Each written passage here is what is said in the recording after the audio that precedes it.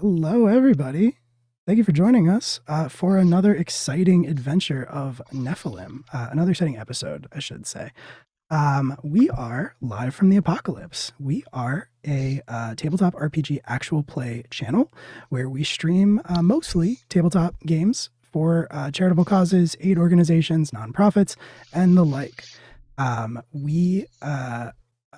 Perfect timing. The bot just summarized literally everything I just said. Yeah, we basically just ask on this channel that if you like what you see here, instead of giving us, your Twitch subs or your Twitch bits or anything else that Jeff Bezos takes the majority of, that you donate directly to the organizations that we are fundraising for at that time. And currently, we are raising money for Planned Parenthood. Planned Parenthood is a great organization who needs no introduction.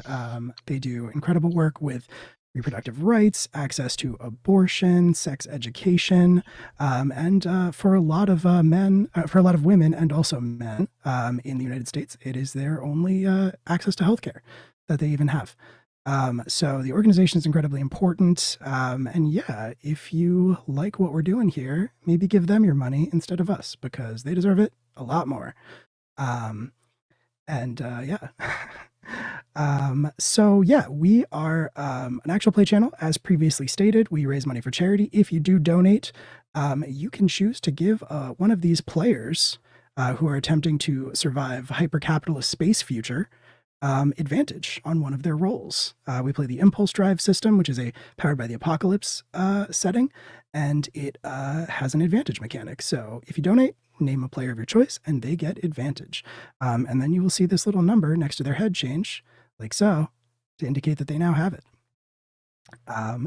You can also use channel points on our channel to affect the stream. You can use the give guidance command to provide one of the players with a +1 bonus on their roll. This can be done before or after. We will allow it to count retroactively because if you've been on twitch.tv before, there's a lag. And yeah, if you don't send it quickly enough, you'll miss the roll. It keeps us safe. That lag is for our safety. Exactly. Because Twitch cares for us. Yeah, that's pretty much all the housekeeping. Oh, you can also unlock emotes and all the normal Twitch stuff. If you do want to subscribe to us, if you have like a Prime sub, that's fine. Like you get it with your Amazon Prime subscription. We're not stressed about it. And if you want to donate to us, that's fine too. Or if you want to sub to us, that's fine too. It all goes back into the channel when Twitch pays us out. We donate that as well. So literally everything, bits, subs, donations, all of it goes back to the charitable causes.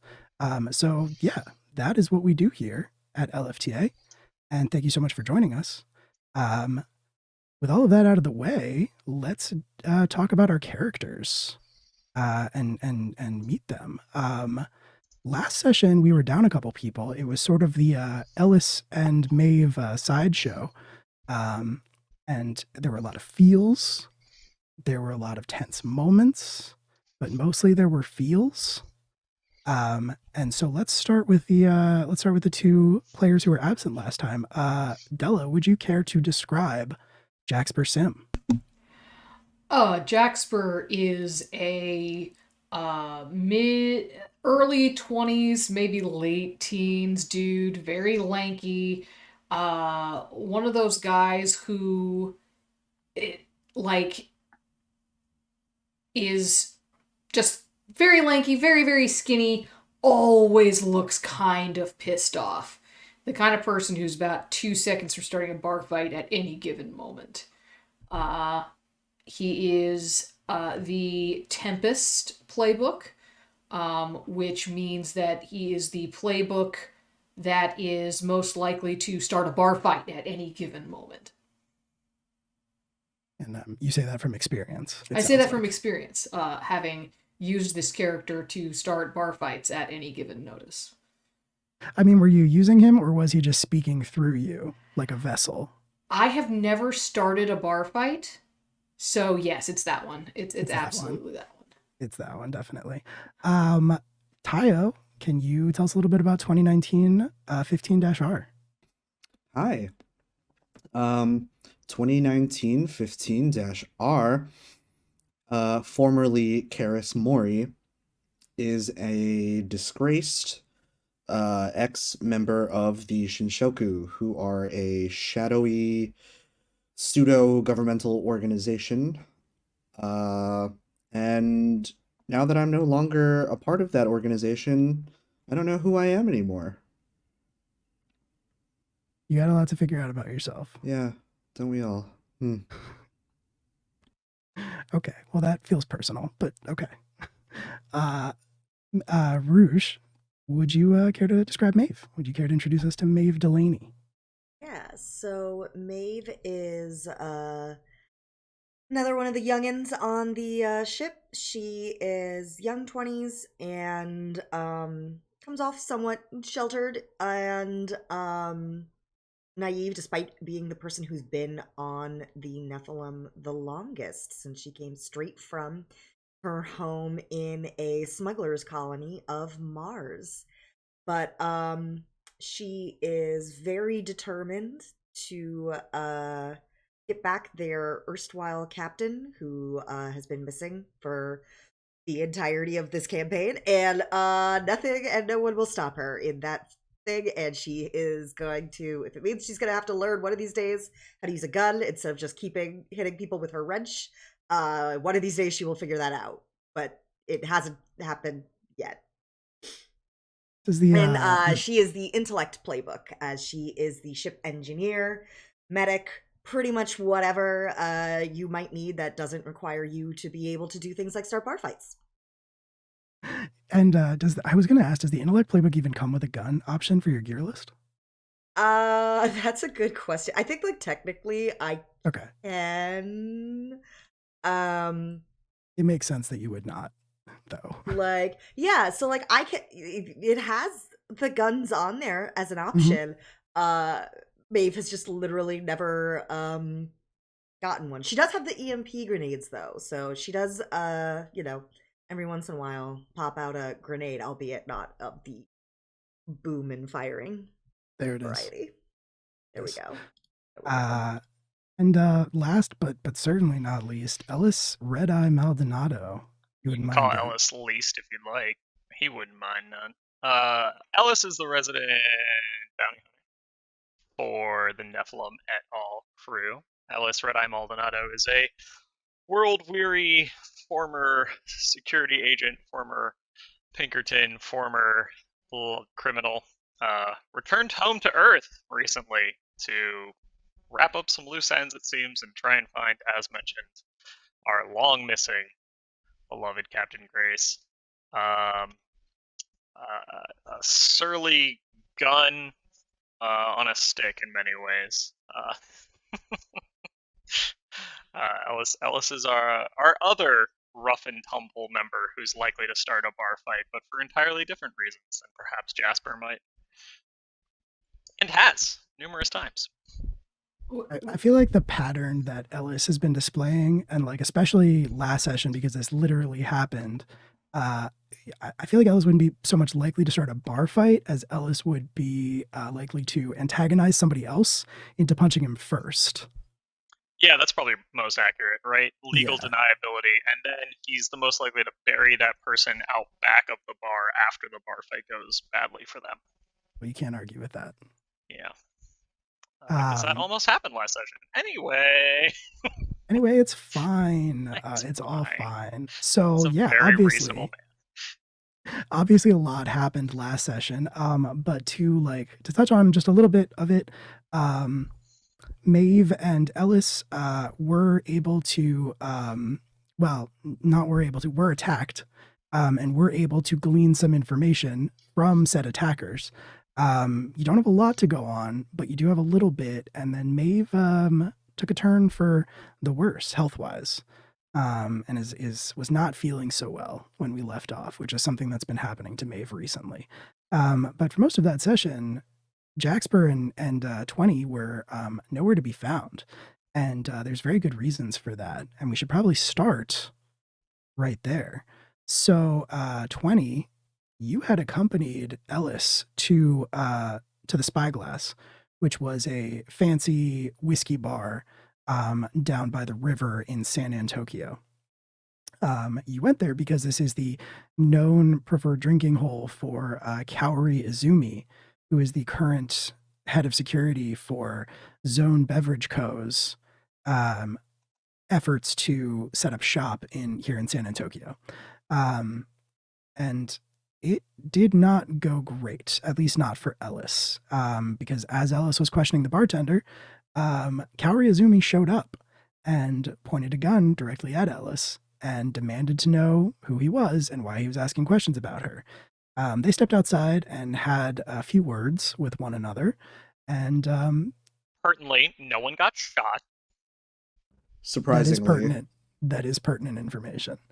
And I think 20, being the infiltration expert that he is, sort of knew to like step away from Ellis. You kind of distanced yourself from Ellis in the bar when he went up to question the bartender. So after a few minutes outside, Kaori Izumi came back into the bar and probably none the wiser for you being Ellis's companion.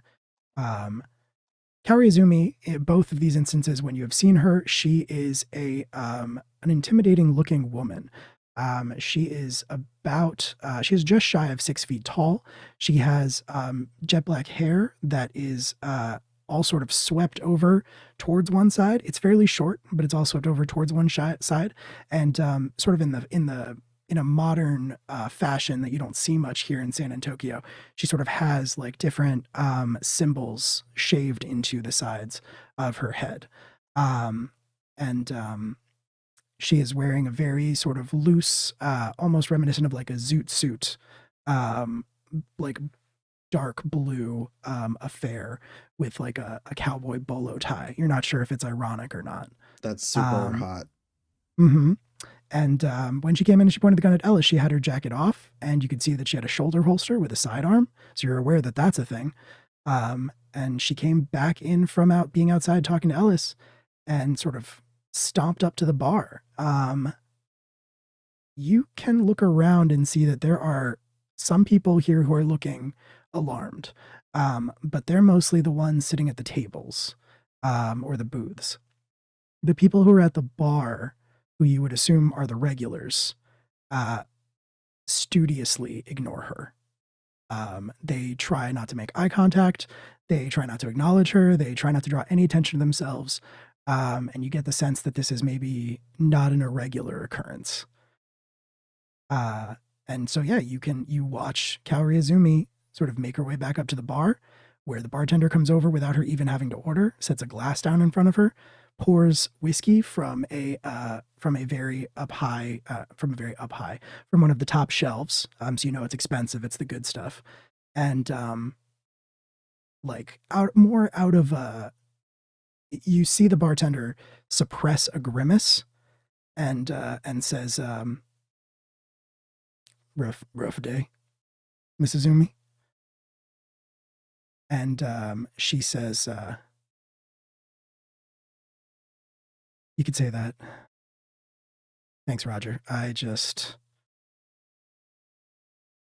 fucking hate it when people think they can get the better of me. I fucking hate it. Don't like to be dicked around. And Roger says, yeah, I do know that about you, Mrs. Izumi. I am very aware of that fact. I'm sorry. It sounds like you had a real rough day. Look, if you need anything else, if there's anything else I can do for you, you just let me know. And she sort of nods absentmindedly, like she's not even processing what he's really saying to her.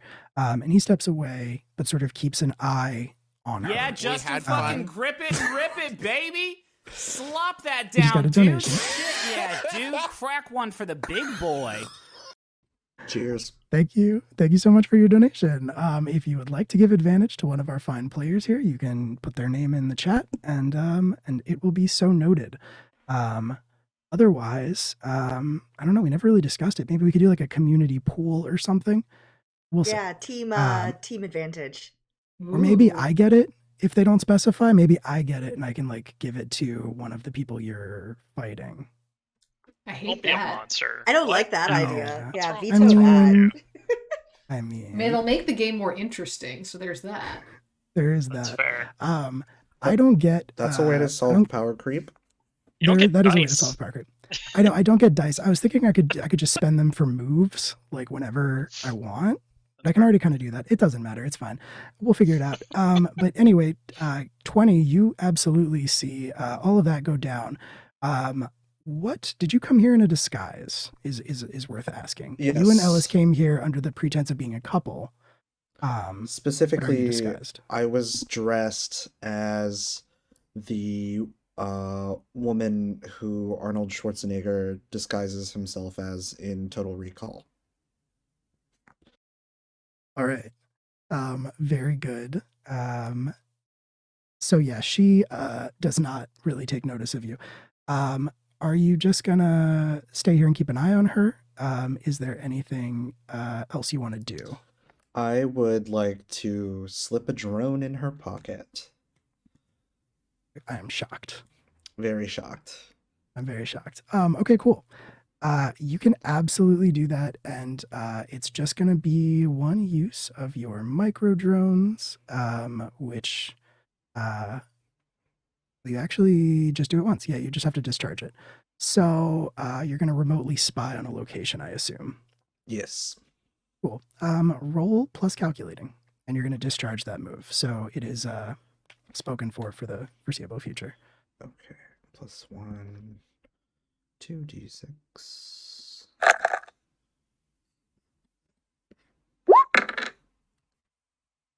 4. Your semi-transparent dice indicate that it is a failure, which is totally fine. You're good. So you do unfortunately fail that roll, and I think I think the way that is going to work. Oh, actually, on a 6-, you get to hold 2, but you won't be able to recharge this move until you can get back to your supplies. So you still get to choose 2. You still have 2 holds that you can spend on it. It's just going to be out of commission for even longer. Okay. So I will take remotely hack into a nearby isolated computer system and makes sense. remotely spy on a nearby location. Interesting. So what is the isolated computer system you would like to hack into? If I can maybe hold that for You can, absolutely, yeah. hopefully I follow her around for a little bit and she logs in somewhere, or Okay. I kind of identify an important something. Yes, you can definitely do that. And so she takes no notice of you. Are you just basically going to watch her for the length of time that she's here until she leaves? Yes. Okay. Watch her, and I might, I don't know, flirt with Roger a little bit. Just to get a little closer, head up to the bar. Nice. Okay. So you head up to the bar. Roger very dutifully comes over to you, asks you, welcome, ma'am. What can I get you? Well, hello there. Oh God, I'm so terrible at accents and stuff. I'm not doing it. I think that sounded good. Give me the fruitiest, most sweet drink you could possibly whip up for me. Well, we'll see what I can do. And he sets about mixing some stuff together. He is it's a whiskey bar, and he's basically going to make you an old fashioned. That's about the fruitiest drink within like the tenets of this bar's particular brand. And he sets about mixing it, and he looks you over and he says, I don't believe I've ever seen you around these parts before, miss. Are you just visiting in town? I'm around for work. Just a little bit of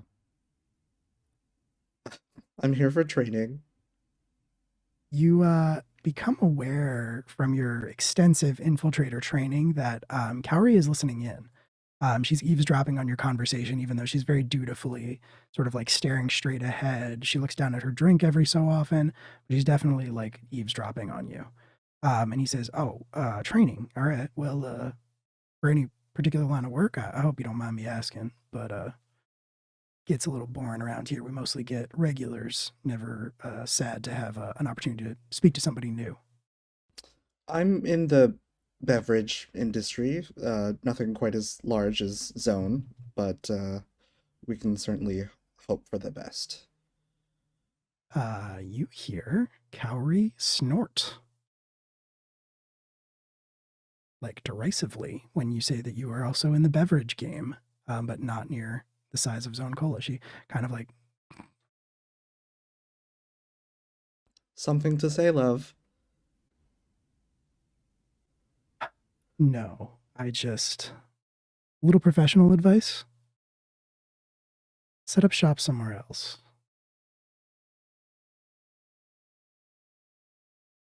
And why should I do that? Well, she turns to face you, and her hand like almost slips off the bar, but she catches herself. And you realize that she is starting to feel the effects of her whiskey a little bit more strongly than she was letting on when she was sort of pondering her glass.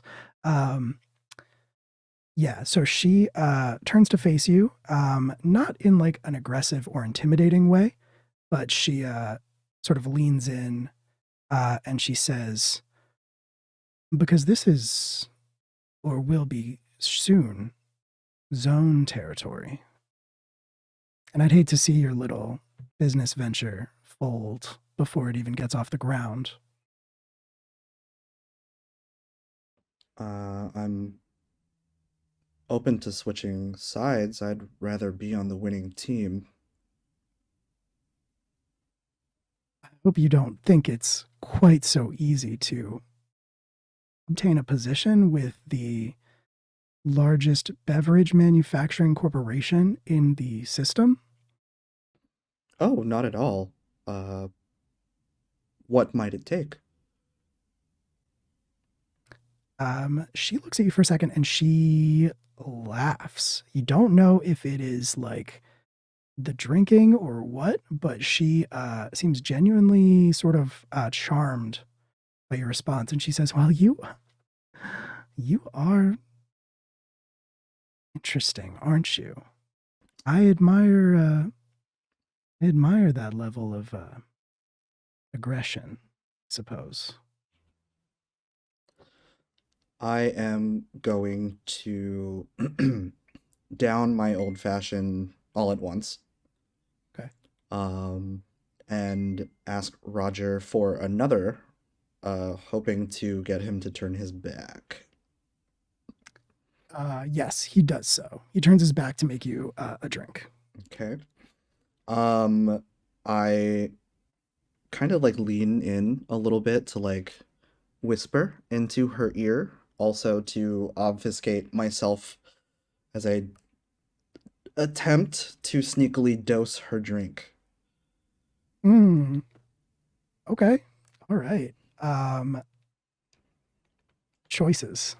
Very good. What are you dosing it with? Are you whipping up some poison? Are you using your toxic move? I'm using my toxic move. Okay.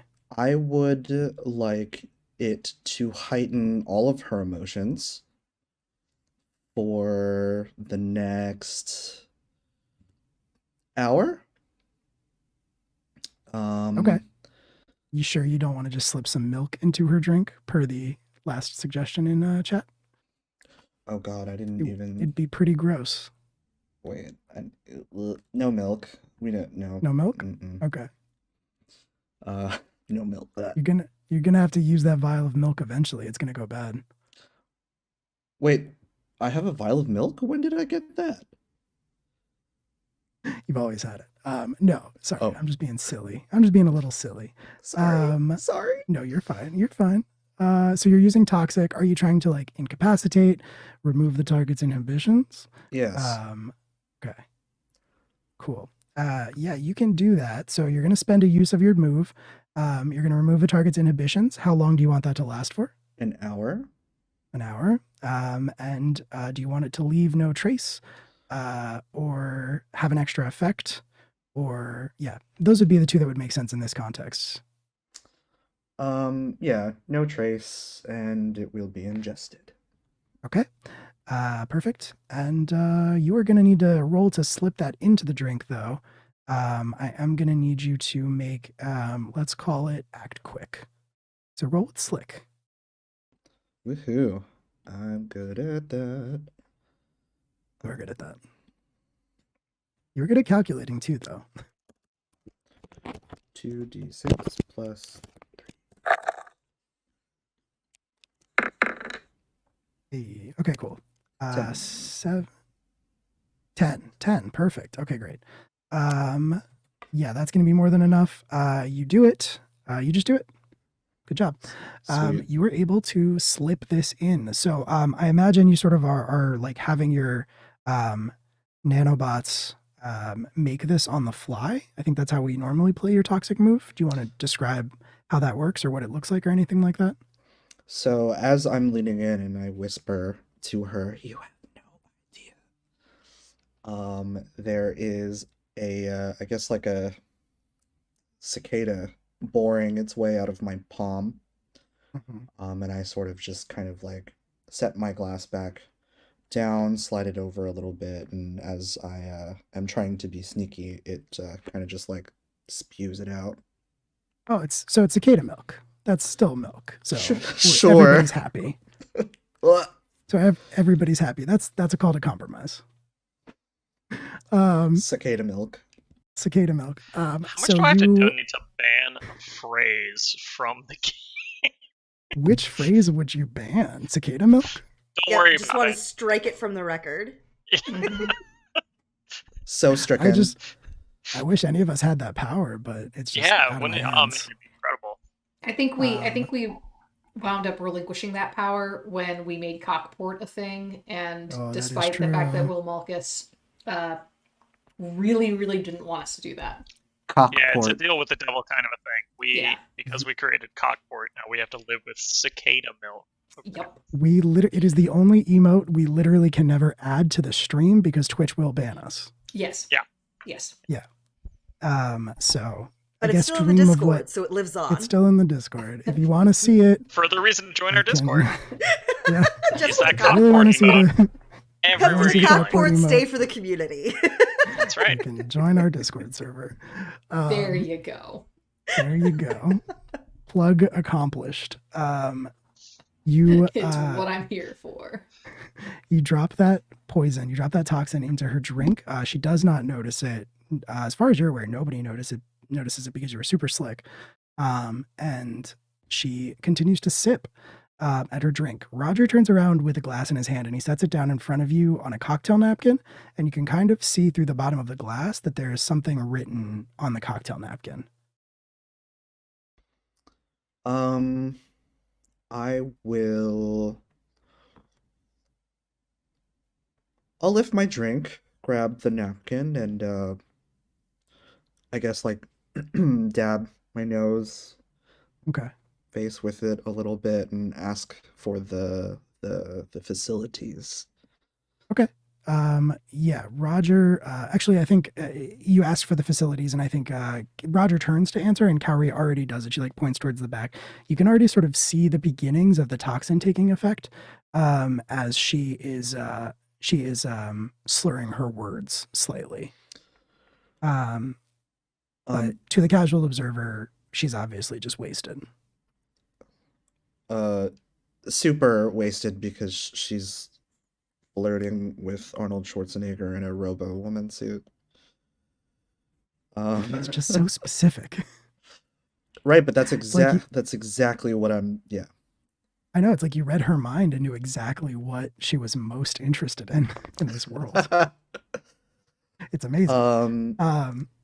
So I'll pocket the napkin and sort of like, flash eyes and things very coyly as I head to the bathroom. Yeah, you get to the bathroom and you look at the napkin, and it says in black ink, be careful, don't leave with her. Oh. Thanks for the heads up, Roger.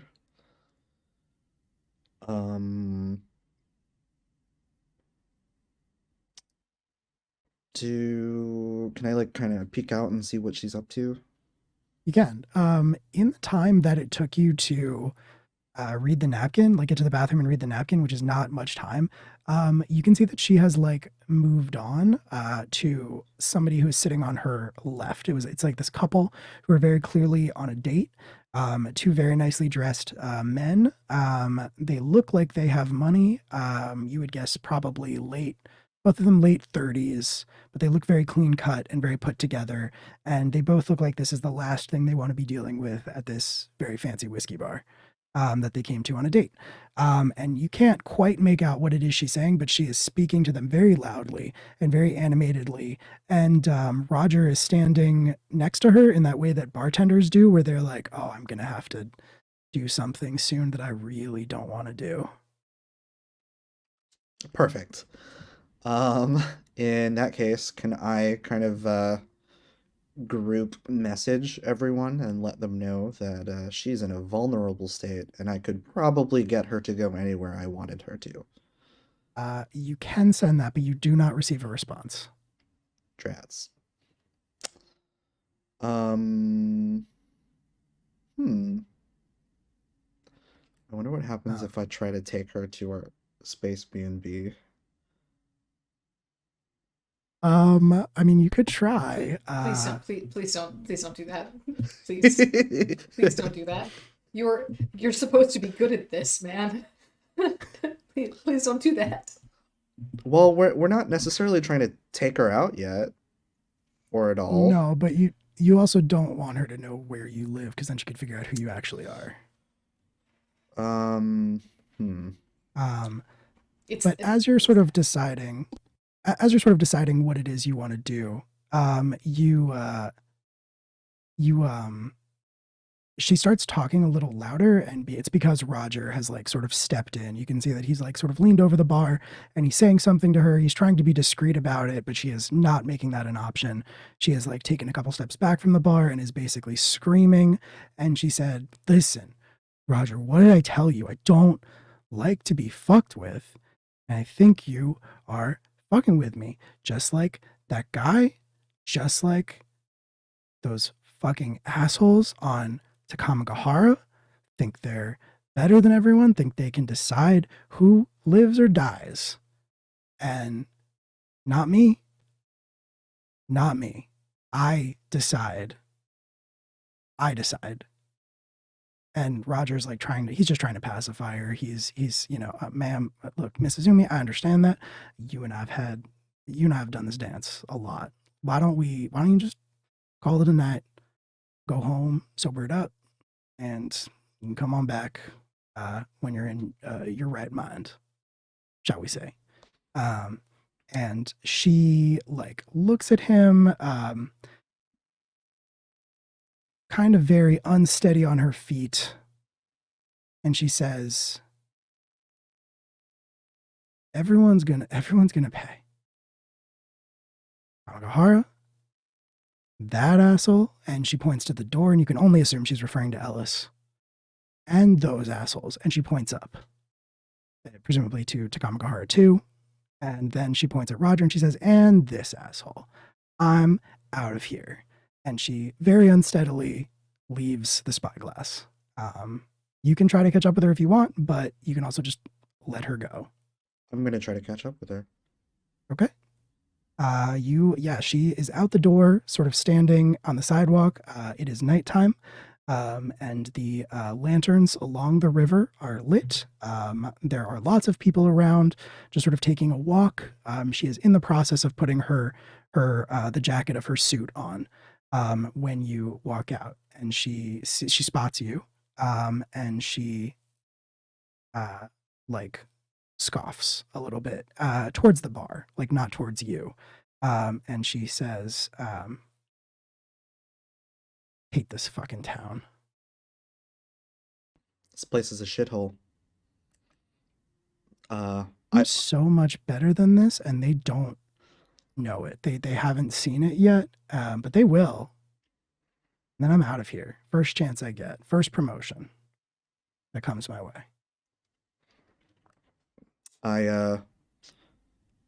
overheard you a little bit, and it sounds like we might have a common enemy.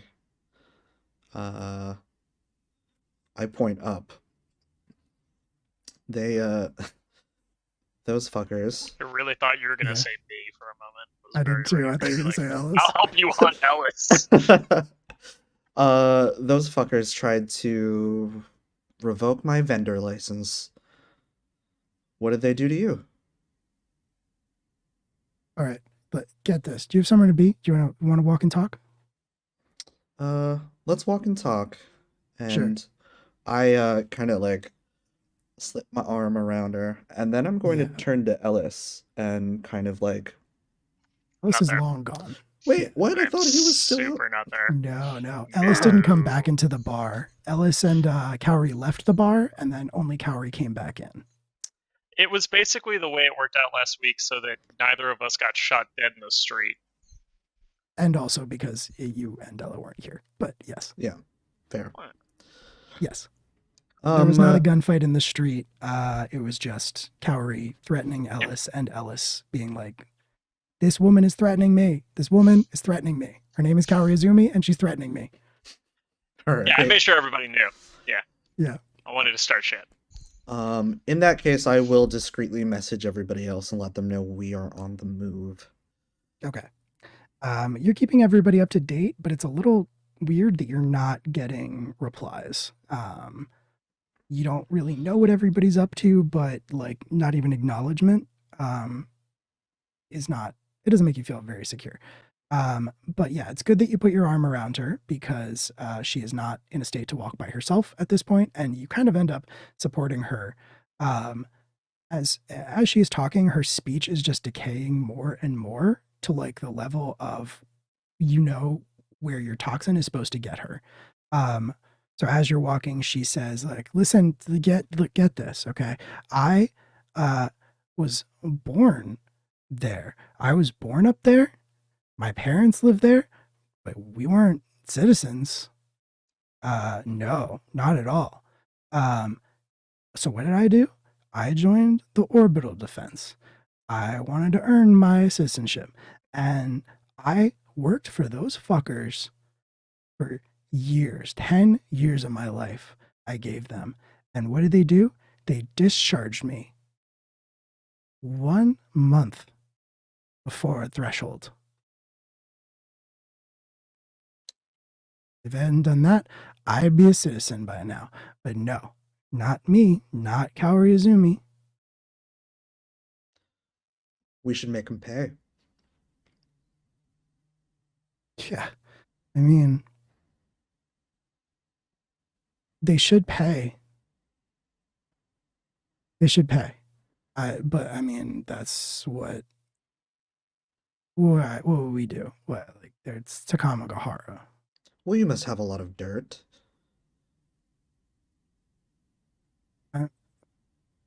On Takamagahara? No. You want to blackmail Zone? That's a different story. Takamagahara? I mean, you can't touch them. It's too big.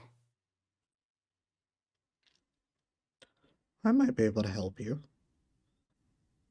If you, let me in. What does that mean? I just smile. She is, by this point, your toxin has taken full effect. And she is, you have basically removed any inhibitions she has. You can basically just like suggest anything to her, and she will agree to it. So you say like, if you can let me in, she's like, yeah, okay, that sounds good. That sounds good. Let's exchange contact info. Okay. Does she have a handheld? She does, absolutely. And she absolutely gives you her contact information. Do you actually give her yours?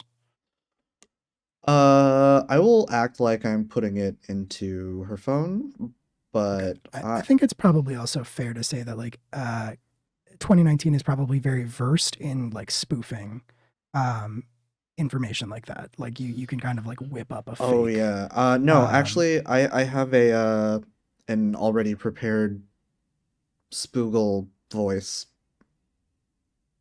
number. Spoogle voice. Yep. Space Google. Got it.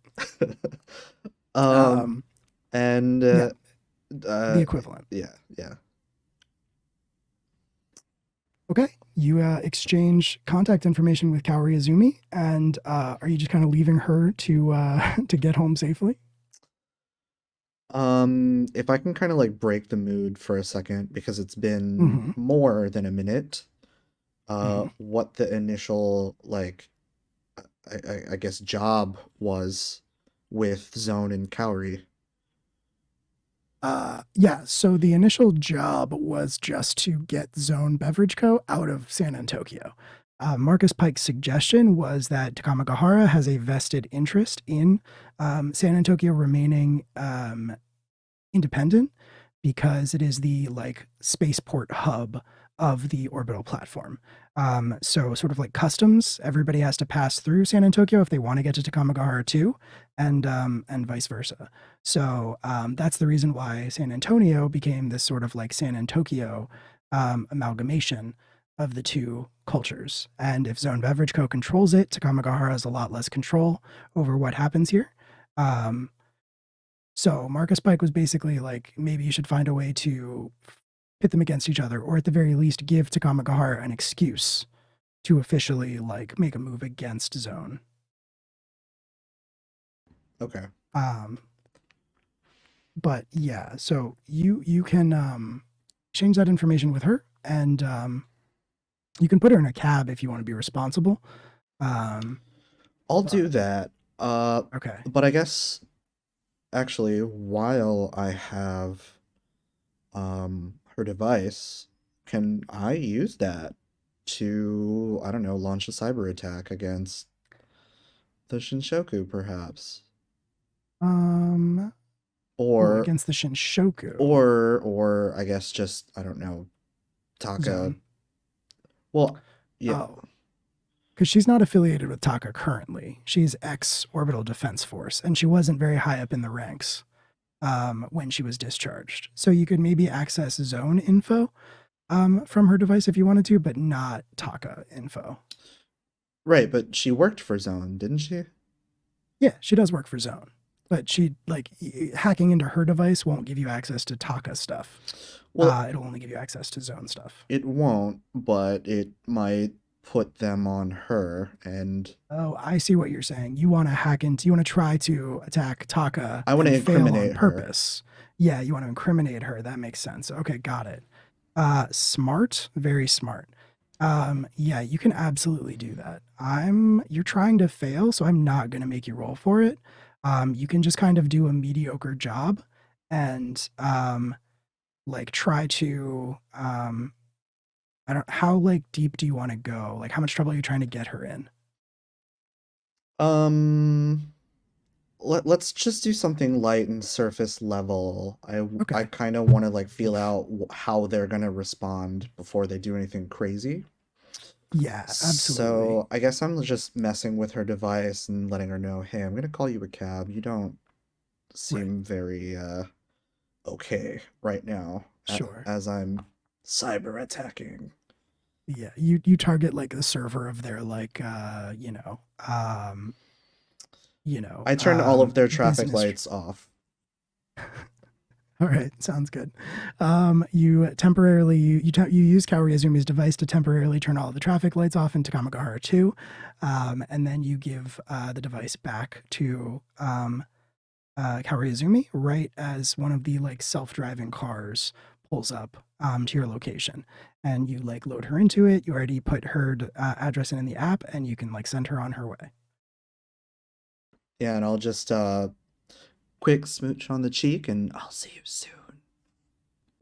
She's like barely coherent at this point. She's like not really moving. She's just sort of in the back, and she kind of like flips her head. So she's looking at you and she says, we should do this again soon.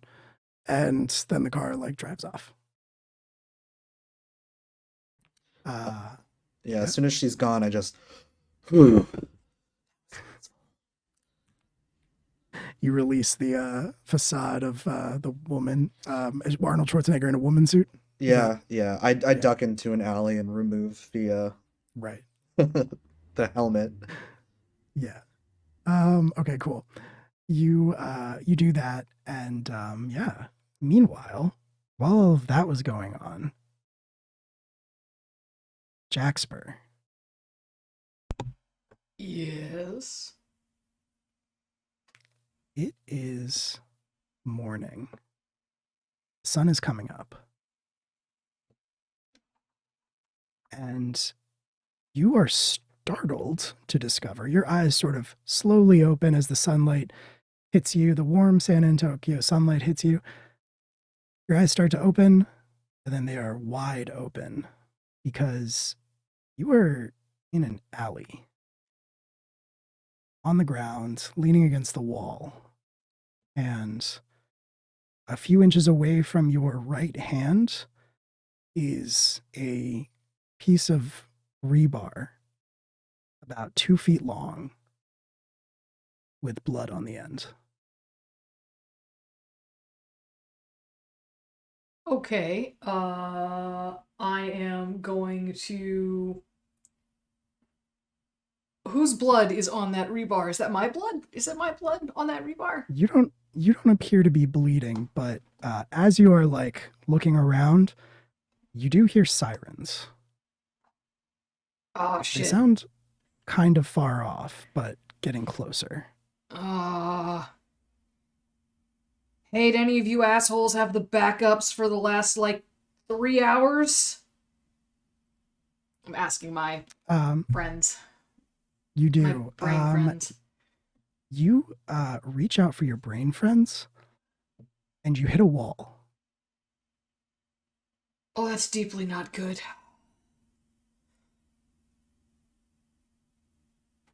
Okay. Yeah. Okay, what's the last thing I remember? The last thing you remember is getting back from your jail visit with Maeve, where you posed as journalism students and you got the you reactivated Simon Riggs' implanted comms unit so that you could contact him. Right. Right. And that is the last thing you remember. You remember actually going to bed. Okay.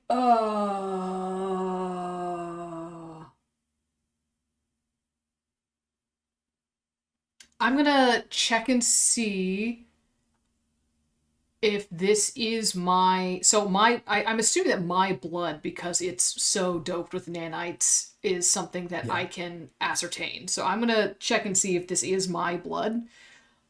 Yeah. And you would have to do. No, go ahead. Sorry. Yeah, no, I'll check and see if it is my blood or not. You would have to do a more in-depth study to figure out whose blood it is, but you are positive it is not your blood. Okay. If it's not my blood, then I am gonna go ahead and leave it there. And okay. Are my clothes torn? Do I look fucked up? You actually look. Yeah, you actually look fine. You don't seem to like have blood on you, at least not that you can see, but you know that like with technology being what it is, they could find, the slightest trace of DNA on you if you have it. Yeah, that's fine. I'm just making sure that I can walk out of here and not immediately get picked up by cops for looking like I've been jumped in an alley or looking like somebody who was jumping someone in an alley. Yeah, I mean, I will say that you look like you spent the night in an alley. Okay. Like, you've looked better. Okay. All right. Well, then I will, try to get my hair into a shape, and I will, start heading back towards the space B&B. We're really good at this. We just need to vamp for a while he's gone. I can't vamp, but I can do jazz hands. I am back, and my sound is coming through, and it's all fixed. What's frustrating about this is that it is a different issue than what it normally is, because I fixed the other issue. And now you get to, there are stuffed animals here. You get to enjoy that. Oh, hello, friends. Oh. So that's fun, and we love it. And but we're back in the game, and we're gonna do the game. Let's do the game. Yes, many floofs. This is my life. You have now seen my life. So Jaxper, you are headed back to the campus, to the Spacer Scrapper campus rather, and you are gonna try to do some looking inwards to try to figure out what the fuck is happening. Yeah, what the fuck? Yeah, Basically, what the fuck? basically what the fuck. I don't understand.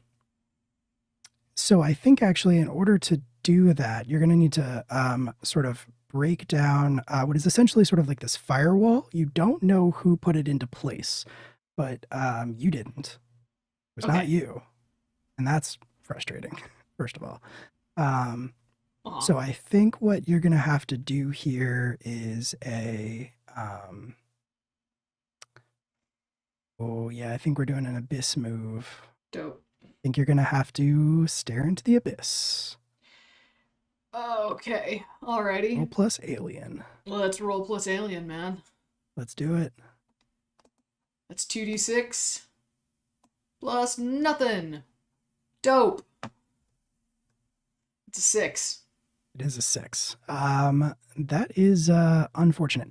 You are not able to break the wall down, but you look inwards, or rather you like reach inwards, and when you do that, what does it sort of look like when Jaxper goes into his own headspace? So I think from the outside, doesn't look like anything. Like he's just moving.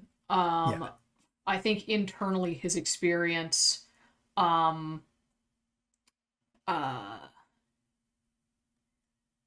it probably just looks like lines of code. Like he's manipulating code, his own code, relatively directly. And because he was built like this, as opposed to someone who's like trying to immerse themselves in code, but needs like different types of was just sort of born human and got nanites later. It's not the same kind of like full body experience or like viewing himself manipulating blocks of code with his hands. It's literally just he's seeing his own code. He's viewing his own code. And is sort of manipulating it. It's all very, very internal. Okay. So it's probably looks more like the Matrix if the Matrix was not,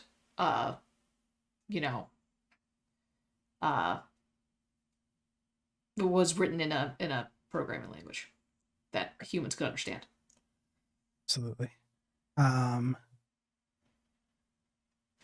very good. Yeah, you are sort of like looking at this firewall in front of you. Quite literally, it just sort of looks like a it's actually not interesting to look at all. It looks like a concrete wall that has been set up in front of you. Hold up. Can I spend my own drugs to give myself guidance? No. We did determine that that's like the one thing you can't do. Damn. I have so many drugs. I understand. We all have a lot of drugs. I have infinite drugs. So imagine how I feel, you know? But yeah, you this concrete wall that's in front of you is just not it's not interesting or anything like that. And you realize that and then you hear like a voice sort of behind you as you're here in sort of your own headscape. And you turn around and it is Shivren. Shervin? Is Shervin, sorry, yes, Shervin. Yeah. Your brother in nanobot arms, who was murdered by your other brother in nanobot arms and then sort of absorbed into the collective. Hey, what the fuck? You know about this? I do. I put it there.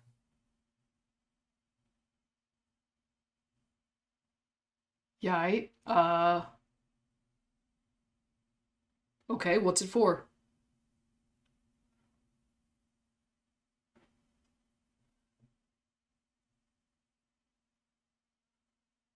Jaxper, and he looks older than you. Not physically, because neither one of you really aged, but you know from when you absorbed him that Shervin lived a life. He had a wife. He had kids. He, lived as a regular person until he was caught up with Elliot, caught up with him and murdered him. Um, so he just sort of has an older demeanor about him, and he says, "Jaxper, it's there to protect you."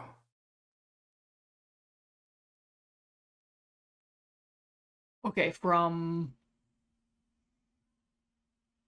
what? Like 100%. I'm giving you benefit of the doubt here because I have no reason to assume that you're fucking with me.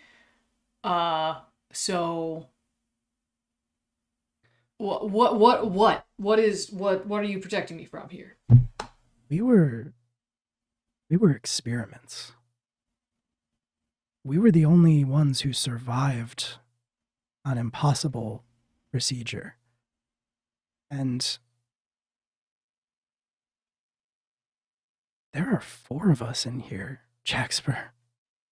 Yeah, it's not great. There really should be fewer of us in here, but until we get, I don't know, I'm gonna need a fucking cloning rig. I don't really know how else I'm gonna do this. Jaxper, it's killing you. We are killing you.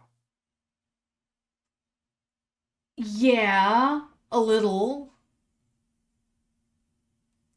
But, like, all the rest of these people are kind of constantly dying, so. What? You know? Like, fuck. Every time Maeve eats another bowl of Ellis's chili, she's dying a little bit. He chuckles. Your nanobots, our nanobots heal us as soon as we are hurt. And part of that is making sure we don't feel how painful it really is, what's happening to us, what's being done to us. Uh-huh. Your brain is hemorrhaging constantly. You are overclocking the only processor that your body has to support 4 of us. And you don't realize it because the nanobots won't let you feel it. This isn't a long-term esoteric, you are dying. You are dying right now because of us. Okay. Yeah, no, that's a problem. That is actually yeah, that's an issue. Do you know why we're in a street? Like, I get that you're like trying to firewall me out of this, but I woke up in an alley next to a bloody piece of rebar, so I also have other, just sort of body level concerns that may also be related to exacerbating brain hemorrhage issues.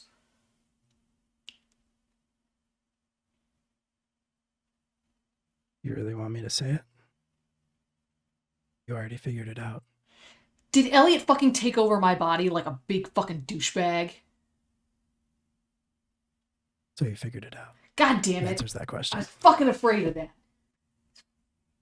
Fuck. Yeah, alright. What did he do?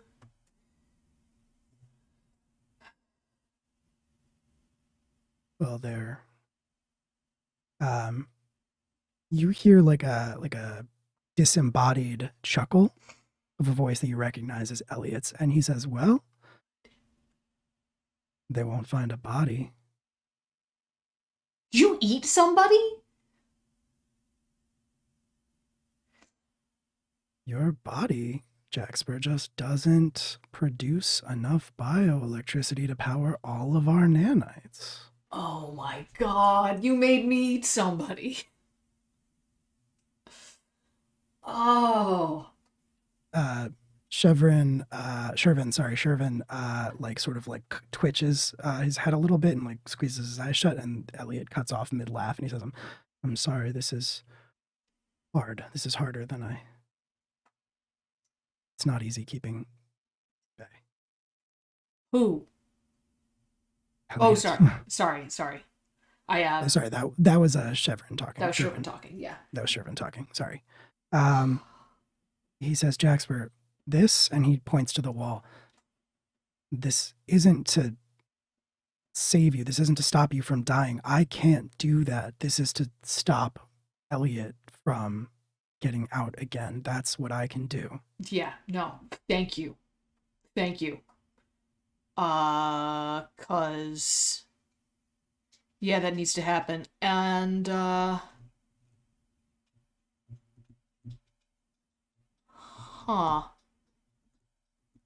have some bad ideas.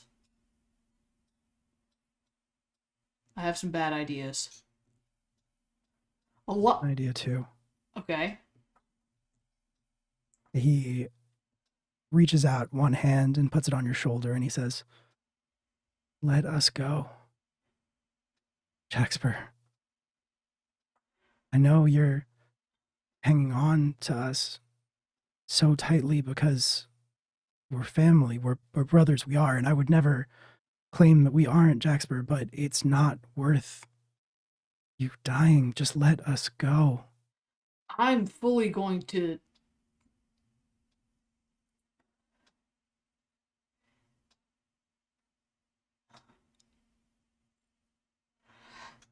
All right, you're all up in my diagnostics, man. So you tell me, how long do I have before I either run out or run into another ran out of energy and Elliot ate somebody? Is he fucking eating Maeve? Is that what's hurting her? No. Is he draining Maeve? As far as I know, last night was the first time anything happened. Okay, because if he was, I'd be dumping him out on the street, like, right here. Like, and, you know. I should do that right now anyway. God knows what he'd do as an unincorporated cloud, though. Fuck. If you use your nanites as little as possible, maybe a month. Okay, a month. All right. Maybe. If you don't use them. So every injury, every action taken, every conscious use exponentially shortens that time frame. Oh yeah. I'm getting you. Okay, so within my normal realm of activity, you're giving me between a week and 3 days. With your normal level of activity? Yeah. You'd be lucky. Cool. All right.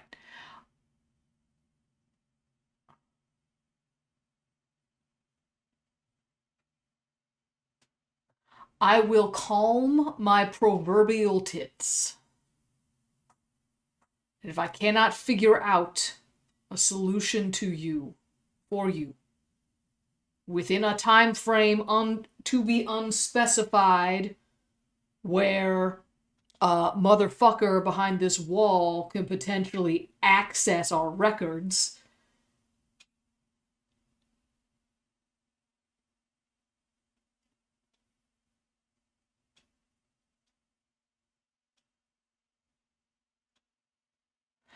I'll let you go. But I'm not letting you go without trying every fucking thing first. Not surprised. Like, we were raised to be disposable. We were designed to be disposable. Expensive, but ultimately disposable. And I'm not fucking disposing of either of you, even though he's a big douche. Without seeing if there's another way. Also because I want to give him a body so I can kick its ass a whole lot. And then maybe kill him again. I lived a life, Jaxper. I lived a full and happy life. Don't fucking do that. I lived a full and happy life. Like, you don't want another one. You can have another one. No, you don't get that one back, and that sucks. But don't give me this. You don't have enough space in here to breathe. I get it. But don't you try to tell me that death is preferable. Because it's fucking not. We have died often enough for me to know that. Because there is nothing else.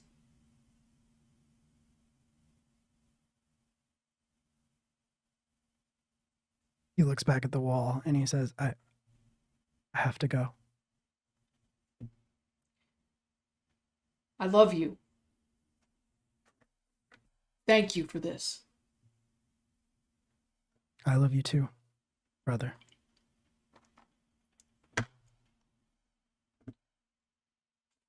Okay.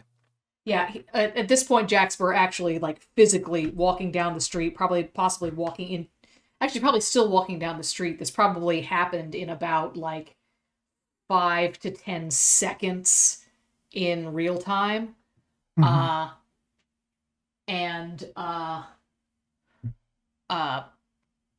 Like, but so he's just walked down the street, just goes, fuck! Sorry. That was probably awful enough that I'm not going to do any follow-up moves from staring into the abyss. So, you're welcome. Yeah, because I feel like you basically just kind of did the whole thing with, like, forcing me to face something I'm, like, super afraid of, so... I think an argument could be made. Big, I don't know if you can see this, but I'm doing it as hard as I can. I understand. I realized that we just got back from a break. Do you have to do childcare? Or are you I still do have good? to do childcare, but please feel free to continue All right. along with to camera switch. We will go for it. Go do your thing. And we will keep going. And you'll come into the scene whenever you get back from that. Doing mom stuff. So so Maeve and Ellis, now that we're an hour and a half into the stream, you all had left the warehouse where you had done a sort of emergency autopsy. Not I don't know why. The only Kind of word a my brain could come up with, yeah, kind of a, yeah, necropsy. But only word my brain could come up with was vasectomy, and I was like, that's not right. You did an autopsy on somebody who had a weird metal plate set into their chest that was pumping green liquid throughout their body until you killed them. And then it wasn't pumping green liquid into their body anymore.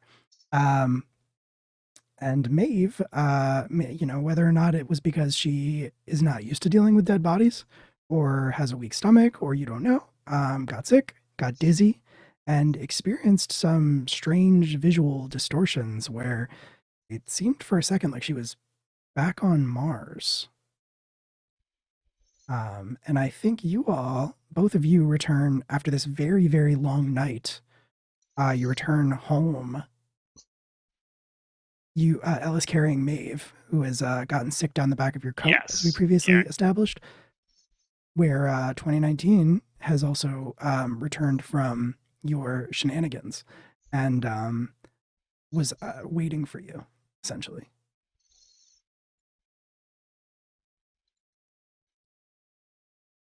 So 2019, what you would see is you're maybe just chilling on the couch and you see Ellis carry Maeve in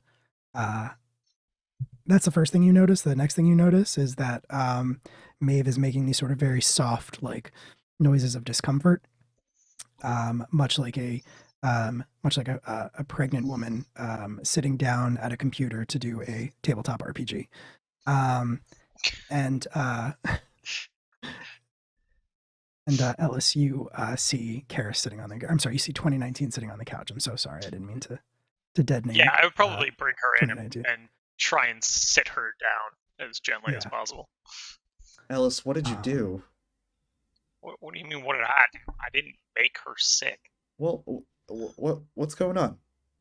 I don't know. I'm not a doctor. Maeve, what's happening? Yeah, Maeve, you are conscious. You're just a little you're not feeling great. We got attacked, but I don't think anything hit her, unless I'm wrong. No, I probably just need a hot shower and to go to bed. You sure? I mean, you threw up a lot, Maeve. I don't know what's going on. I dissected a body. It was pretty gross. Like, it's fine. Body? Yeah, so we were attacked by some, like, cyborg guys that work for Zone Cola, we're pretty sure. So that Azumi woman, she's a little unhinged, to be polite. I greased her hinges a little bit earlier. Oh, okay. That's, so to speak. All right. I don't know what that thing? euphemism means. Let's just say Taka's going to be keeping a bit of a closer eye on her. Oh, okay. So you set up my plan. Yeah, I was gonna have her like kill a bunch of them to try and like kick off some kind of inner corpo fight, and then cyborg assassins tried to wax us in an alley. So we killed them.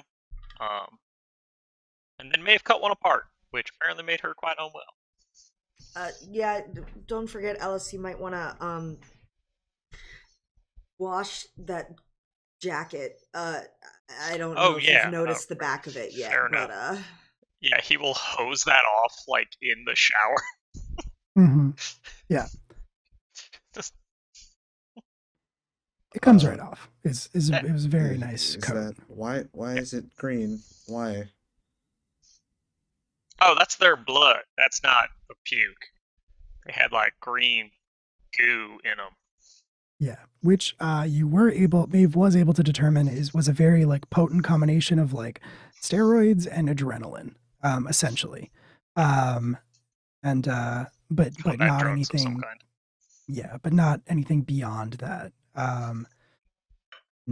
Clearly, it was very regulated by these devices that were implanted in them because Maeve used an EMP grenade at one point, which short-circuited the device, and then they exploded with green liquid. So the first one I dissected with a shotgun. Yes. As one does. Dissected in different ways. Listen, we all have different skills. Yeah, definitely. So I'll share how my conversation with Azumi went outside with 15. So basically that like we threatened each other a bunch and that she really didn't like the fact that I was asking questions about her. And then I presume that you share with me that you drugged her. Yes. Okay. Only a little, with some milk. It was a mild milk drugging. That's all it was. Yeah, cicada milk. Alright. I think I'm going to be sick again, and Maeve leaves to go into the bathroom and deal with that. I don't know that was a productive addition to our evening. Cicada milk? I hate that so much. Anyway, my thing. And a cicada bores its way out to kind of just peek. It's terrifying and unsettling and gross all at the same time. Just like always. All right. Just like always. And then I slurp the milkshake that I have magically. None of this is okay. Well, the milkshake's fine. When Yeah, is Karis alright. not Is it- drinking a milkshake? When is Sure, 2019 if you not think so. drinking a Yep, milkshake? alright. Um, okay. So I will also share that we had a meeting with Marcus and told Marcus the plan.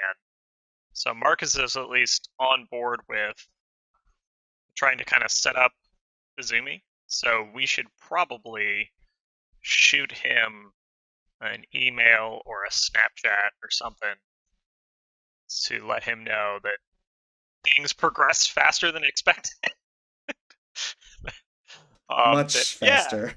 I was attacked, and also 15 has already initiated plan get Izumi in trouble. So Yeah, that is very true. because Marcus was going to like call some people tomorrow. Mhm. Yes, Turns out- Marcus had a plan but it was sort of a convoluted like zoning situation. Yeah, we were going to go to a zoning meeting, local government. Yeah. Yeah. Peak excitement. So that is an option still. However, you also have this other option that 2019 has provided with you for taking more immediate Direct action. action. Direct Yeah. action, yeah. Yeah. Why get something past the city council when you can drug someone with bug milk? Exactly right. Cicada milk. Bug milk. Cicada milk. Yeah, please say I the was whole trying to make thing. it more palatable. I don't know that bug milk worked. Anyway, We'll all be drinking it in a few years. That's So, true. you are able to like exchange this information and catch each other up essentially. Maeve, you start to feel a little bit better. And I'm going to say like between I mean, there's really nothing left for you to do tonight except maybe like clean yourself up and try to get some rest. Because like always for the four of you, it has been a long 24 hours. So, And I would be sure to set the disc I took out of the chest of the person and add it onto my impromptu workbench that I've made for myself here at the Space B&B. The Space B&B, right. Cool. I think like we'll skip ahead to around 10 a.m. the next morning when Jaxper Sim finally gets back to the Space B&B. Well, 10 a.m. is pretty late for most of you probably. So I imagine you're all awake. Correct me if you're not. But yeah, you Jaxper, you walk in with the full weight of that whole conversation sort of on your mind. Where is everybody in the space? Probably in the living area, right? I would think most of us would be. Sure. I think Maeve would be tinkering on the thing. Yeah. So how's y'all's evening? I killed another cyborg, and almost got into a bar fight.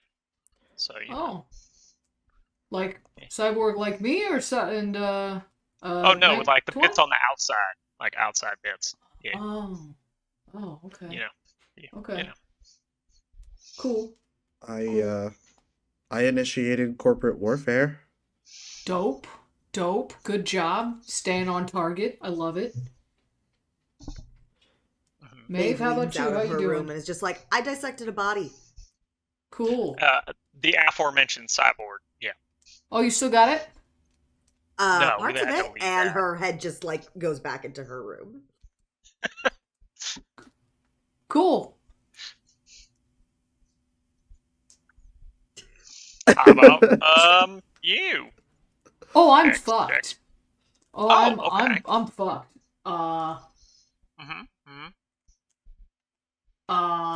Apparently, unbeknownst to me, all of the processing power of having all of these nanites in my head is basically causing me constant like brain hemorrhage.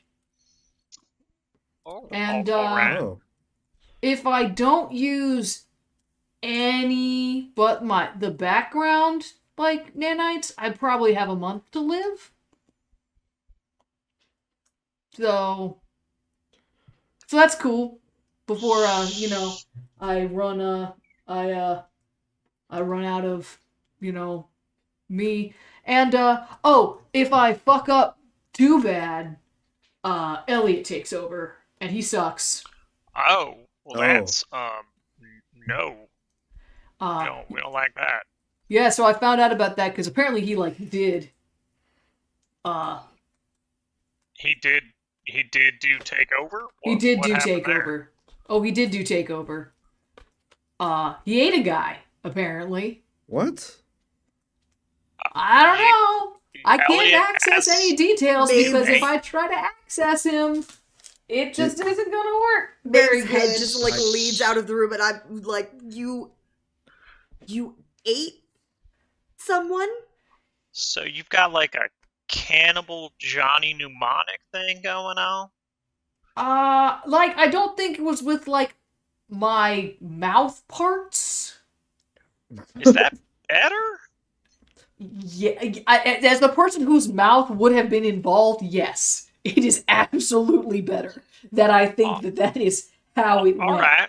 I am extremely. I want you to know. I'm acting very calm about this because it is It's a all right. full defense mechanism. I am. Please envision in your minds that I am actually running around like a person who's currently on fire.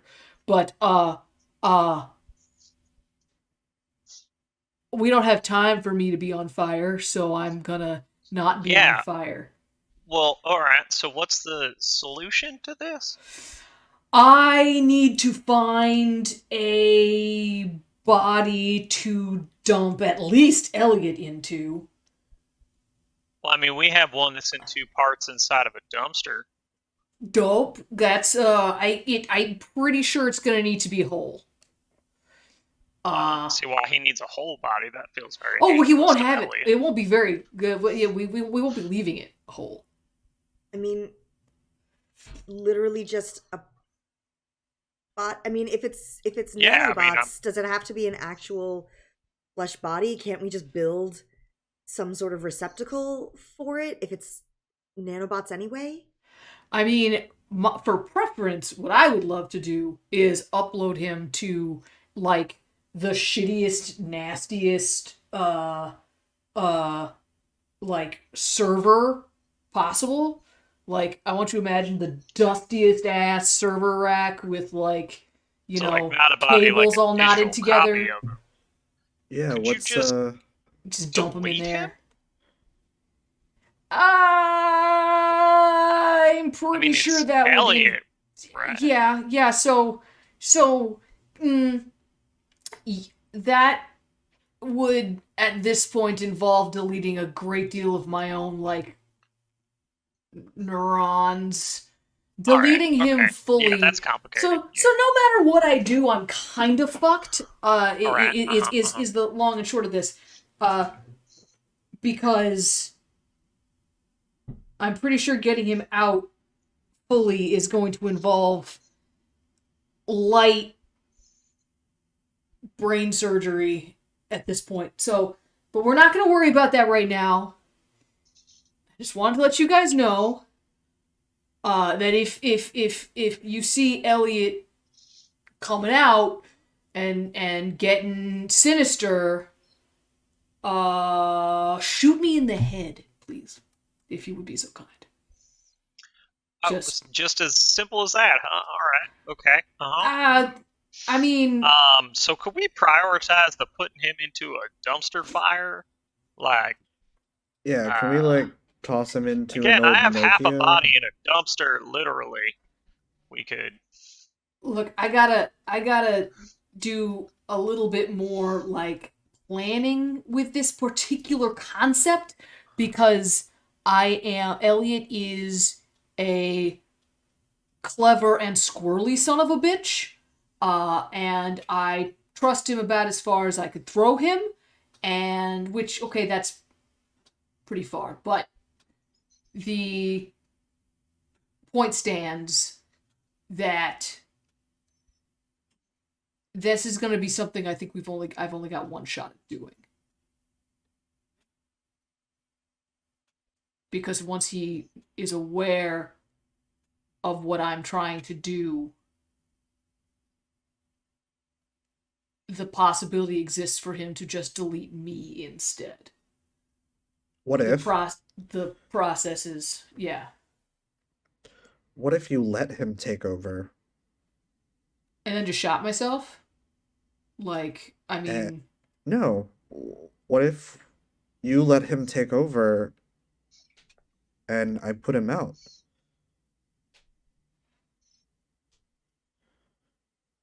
You pull him out? Is that what you say? Put him out. Put him out? What Right? does that mean? And then maybe he won't be able to mess with you. I dose him or something. The problem is we're sharing a body and like a nervous system right now. Like, you can't, anything you dose him with, you're dosing me with, right? Yes, but maybe if you you're can... all chilled out, it'll be easier to sort Jack Spur from Elliot. If you want to just give me some drugs and you want to just hot me up with some Ativan, man, like let's fucking do it. Except don't, because me using my nanites will make this situation worse, and my nanites will automatically process that shit, and it won't work. So I like that 2019 solution to this is basically like, what if I gave you a weed card, man? It sounds like you're going through a lot. I mean, it doesn't sound bad. I mean, Jaxper's not against that, except that it will accelerate his inevitable decline. No, so why were you fighting cyborgs? Oh, so this woman who works for Zone Cola, security person, I believe we mentioned her before, Izumi, who I was going out to meet at the whiskey bar. Yeah. Yeah, so she got real squirrely and almost shot me in the bar. So after, threatening with exposing her and making it look real bad that she was going to shoot a stranger in a bar, I left, and then apparently some stuff happened with 2019. He'll go into that, but we went to visit Marcus and meet a bunch of orphans that he cares for in kind of a strange Oliver Twist little Orphan Annie kind of a deal. Regardless, after that, we were attacked by cyborg assassins, apparently sent forth by Azumi to take care of me. So, probably going to have to accelerate the whole timetable of getting her in trouble with Zone Cola and or Takamagahara. Because, yeah, otherwise I'm going to have to kill her, and that's just not, trying to use her for this whole thing. So. Yeah, so, where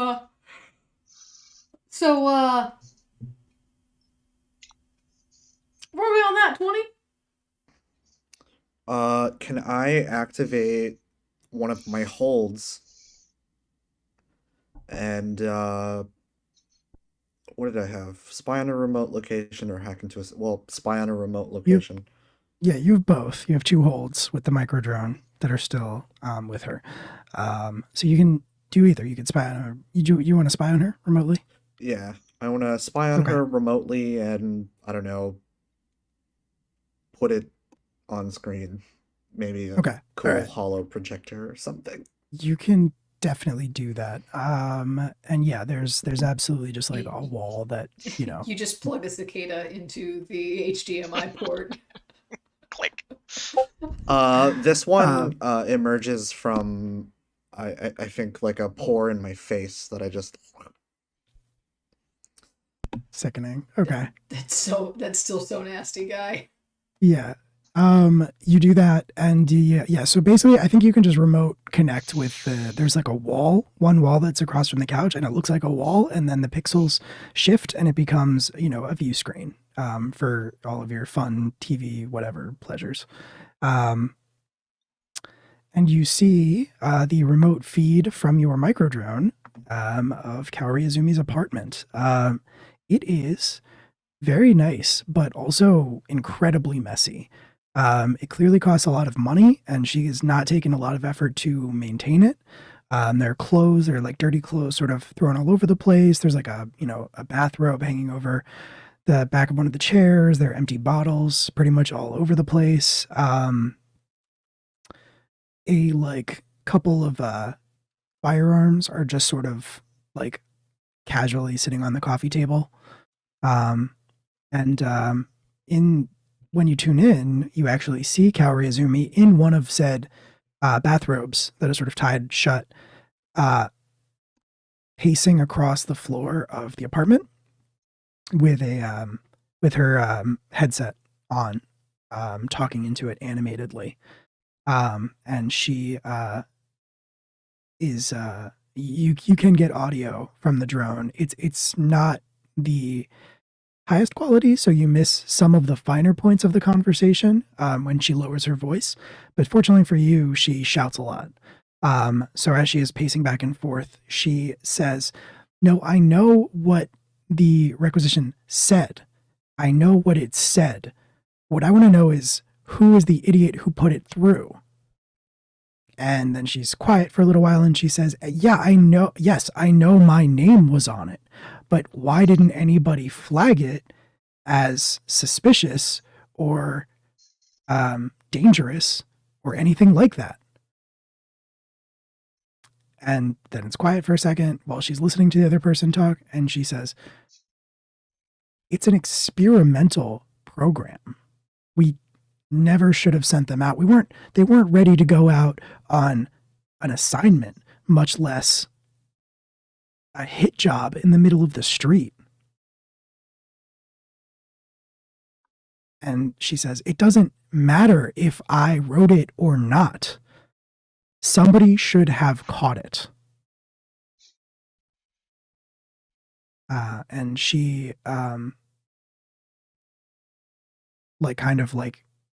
after receiving a response, she sort of yanks the earpiece out and just sort of like slams it down on the counter with like an angry noise.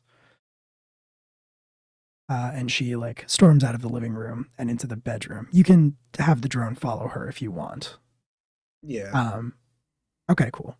She like goes into the bathroom, the ensuite bathroom, closes the door most of the way, but not all of the way. And then you hear the sound of running water as she is getting in the shower. Presumably, if she has a headset, there's a device that's connected to. Can I use my other charge? You can, yeah. So it's basically her universal translator, like you all have, and it doubles as a essentially like a Bluetooth with a lot of extra features. You are absolutely able to remote hack it, essentially, or at least try. You are able to connect to it remotely via your micro drone, but you are still going to have to roll to get through the encryptions.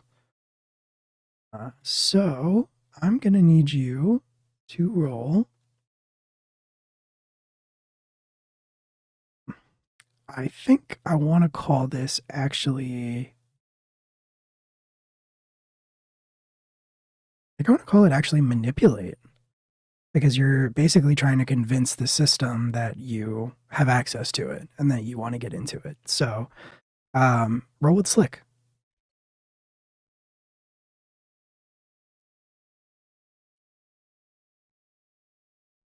How good's your slick? Slick. It's +3, but I only got a 7. 7 is a success. It's not a full success. It's a mixed success, but it is a success. So I think you can do it. But the way that it's going to work is You know what? Actually, you have a move for this specifically, don't you? Yeah, I have hacking and Yeah, cracking. you have hacking and cracking. It's the same roll, so we'll just apply it. You choose two. It's going to take a while to get in. You have to trigger an alarm or alert someone in order to get what you want, or you have to leave traces of your incursion behind that incriminate you. I want to trigger an alarm, Okay. and I guess technically I'm still using Taka Tech. So I want to leave traces of my incursion behind. Okay. That is true. Technically, your drones are Takamagahara tech. So yeah, you can leave a footprint behind of that, and you can trigger an alarm. And what is the information you were trying to get? Who specifically she's speaking with, and maybe, I don't know, like a copy of the requisition form or something. Okay, absolutely. You route the call, or you reroute the call, and you realize that it goes to sort of a low-level administrator position, basically like an operator almost, somebody whose whole job it is to like make sure the files end up with the person that they're supposed to end up with, and that the requisitions go to the department that can actually carry through on that. So like an administrative assistant, essentially. You can get a name, you can get as much detail as you want. They're not in, you like can tell from their IP address, for lack of a better term, that they are not in San Antonio, that they are located elsewhere. So you wouldn't be able to like track them down or anything, but you can get that information if you want to. As far as the form is concerned, yes, you can pull a copy of it off of her device, which was sent to her basically as proof. In the communications that you're going through, you can tell that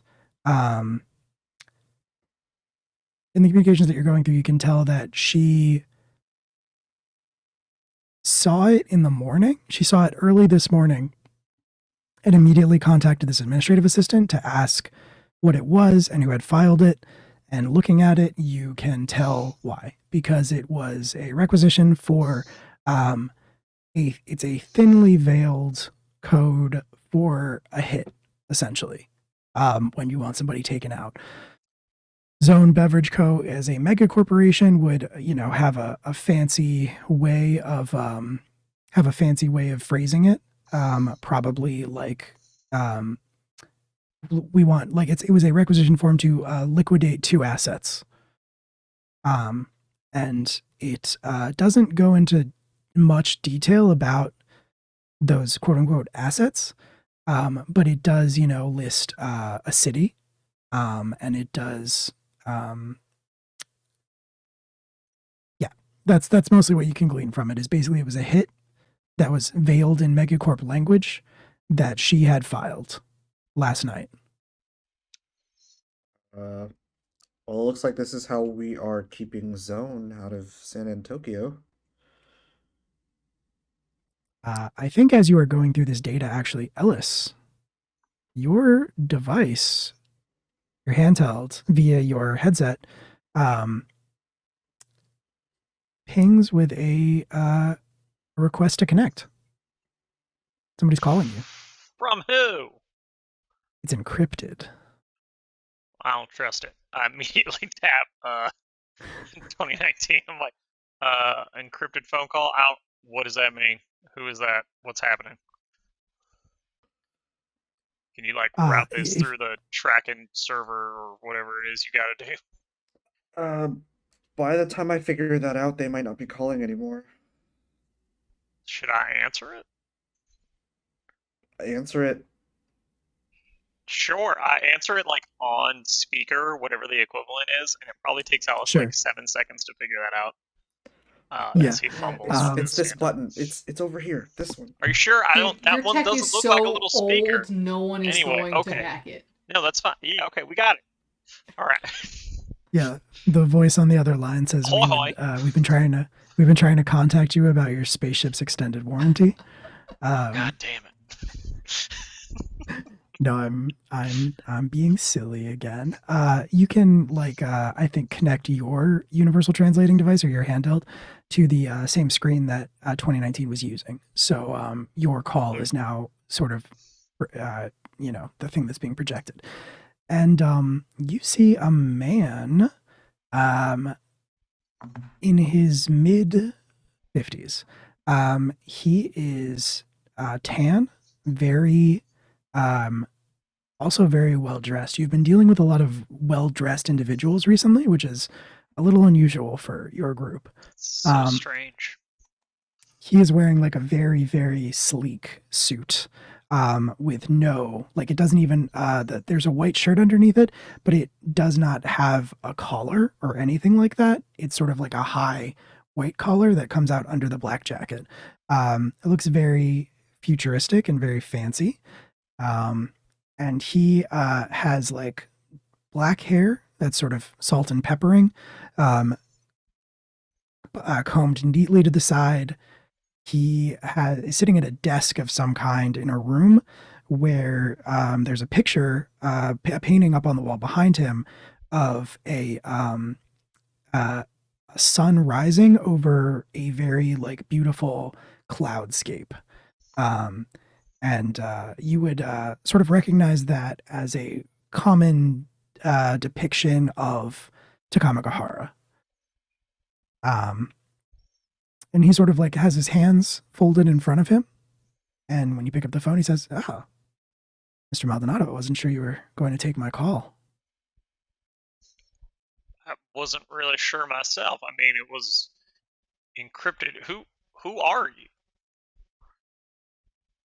Well, my name is Administrator Tobio Saito from Takamagahara 2. I'm calling in regards to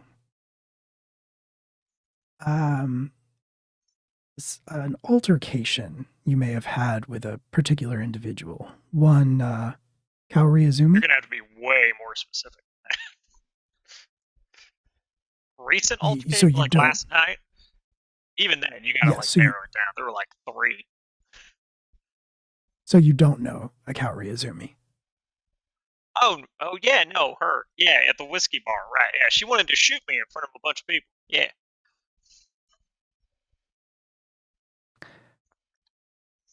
I'm curious, Mr. Maldonado, and I don't want you to take this as threatening in any way, but I mean, people threaten me all the time, sir. I would not be surprised. It struck me as curious that you did not take her attempt to have you murdered to the authorities. I was hoping you might explain to me why that is. Sir, have you ever been to San Antonio? I don't know if you're familiar with what the authorities are in this city. Well, part of my job is Zone Cola, so part of my job as administrator is liaison between San Antonio and Takamagahara 2. So yes, I am very familiar.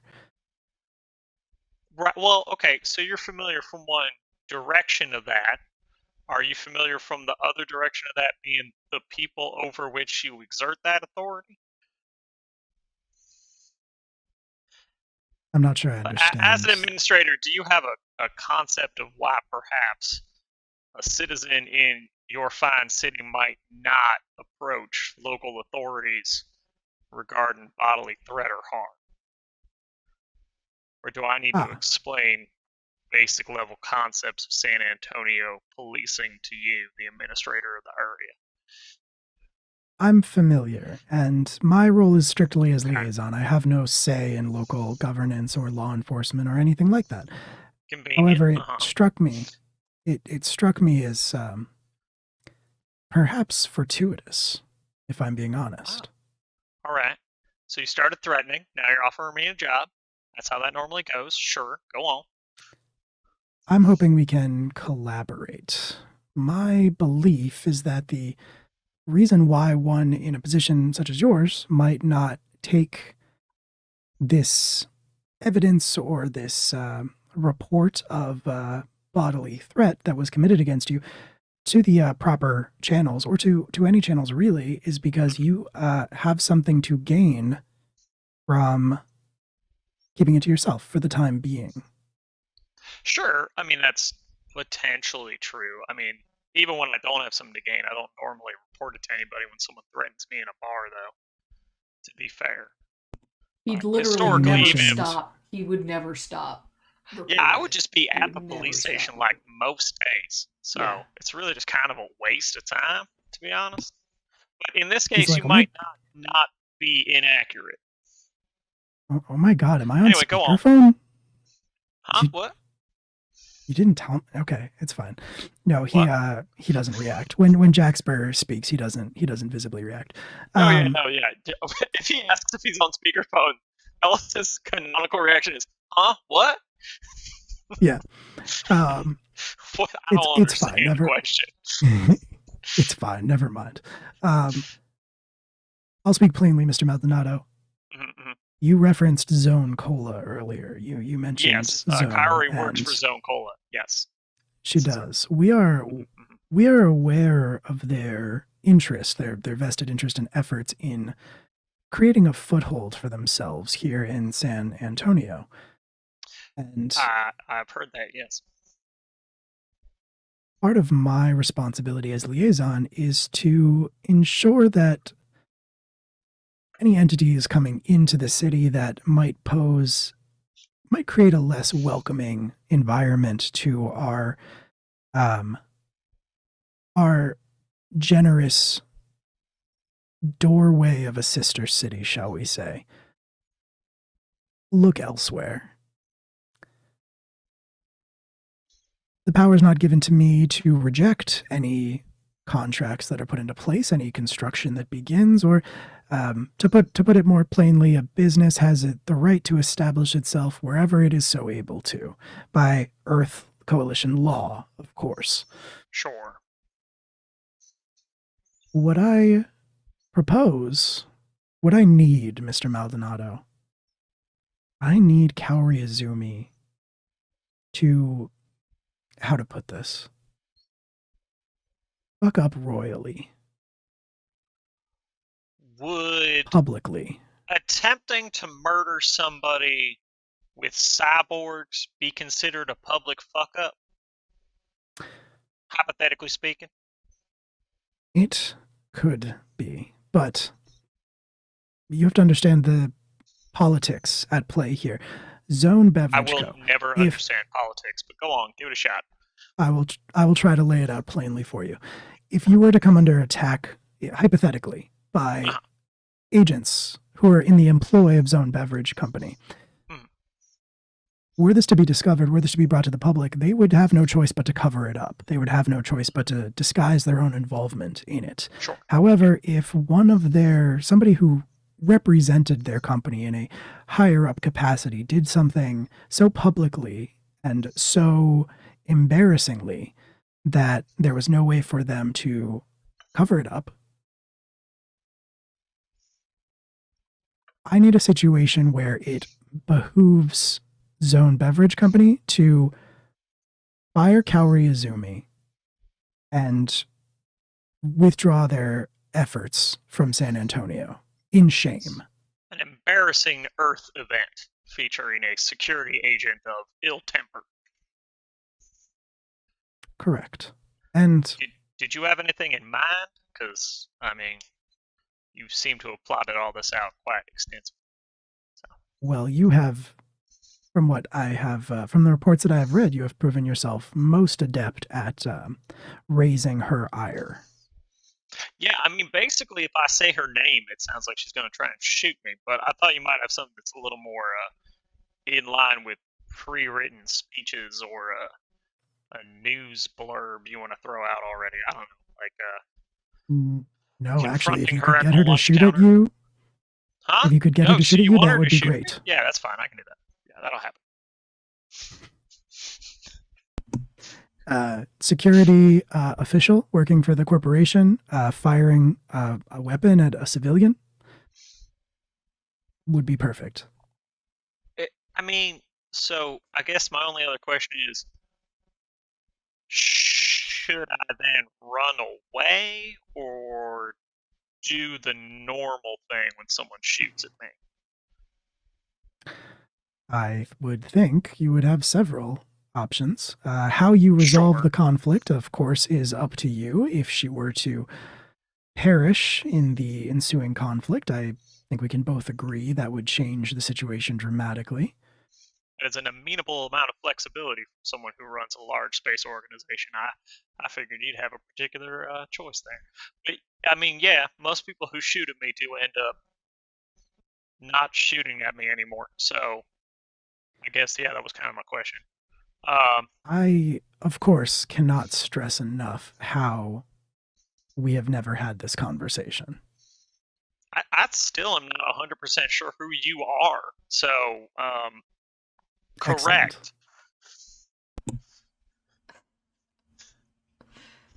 This is 100% how Ellis has protected himself as a bounty hunter Yeah. for so long. Is he's like, I don't know where the job came from. Somebody hired me. Who was it? Who cares? I appreciate that we were able to come to this understanding. I think So, I so also readily. appreciate that. I look forward to not remembering having worked with you in the future. Yes, I think that sounds best. Glad I got it. All right. Adios. Like punches the hang up button on the phone. Okay. He definitely punches the like record the call button twice before hitting hang up. Like shit. All Oh right. crap. Oh yeah, okay. No, Yeah, you're- his you're face pressing disappears from the screen. It's that one. Stop. I got it. Thank you for your assistance. Anyway. So did we just get Was- offered to do the thing we were gonna do anyway? I Yes. think that's what just happened. Watching you work, Ellis, is one of the most deeply confusing experiences of my daily life. So Jax, I have to admit that part of that is just to piss guys like that off. Oh yeah, I don't know no, if I you- get it. Oh, okay. All right. It's it's yeah. admirable. It's Yeah, admirable. it's You're yeah. Fuck them, right? yeah. No, fuck him. No, fuck that smarmy motherfucker. Because So, he's an I guess we're gonna administrator of Taka. As far as I'm concerned, he's responsible for the brainwashing and torture of dozens, if not hundreds, of children, just like 20 was. So Well, and relatively indirectly responsible for the death of Mate. But yeah, anyway. oh yeah, She got better. Worth noting here, just as a setting thing, that he is an administrator of Taka. Administrator for Takamakahara is a sort of a. It's not a low level government official, but it is not really like They're all responsible. right. Yeah, but I just want to make clear that this is not like Oh, the yeah. president or whatever. Sure. This is more like a secretary of state or similar. No, Yeah. we are So, absolutely yeah. blaming the branch manager at Truist Bank for Yes. the state of our student loans. Correct, yes. Like that's We are, in fact, arguing with the local manager at the Whole Foods about Amazon policy. Sir, this is an Arby's drive-through. Correct. Love that for us. Space Arby's, Sparbies. Sparbies. Barbies. They've got the Sparbies. space meats, the speeds. Anyway, so Alice is gonna go pick a fight with Izumi like as soon as possible. Like he's gonna Yeah. basically ask 2019, like, does she get breakfast anywhere? Like, is there a coffee shop she likes? I'll be there. Let's do this. Let's do this hard right now. Let's go.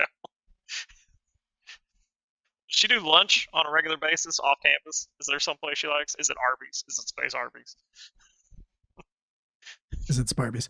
Ty, are you there? Okay, cool. Just checking. I'll say this also. Here's what's gonna happen.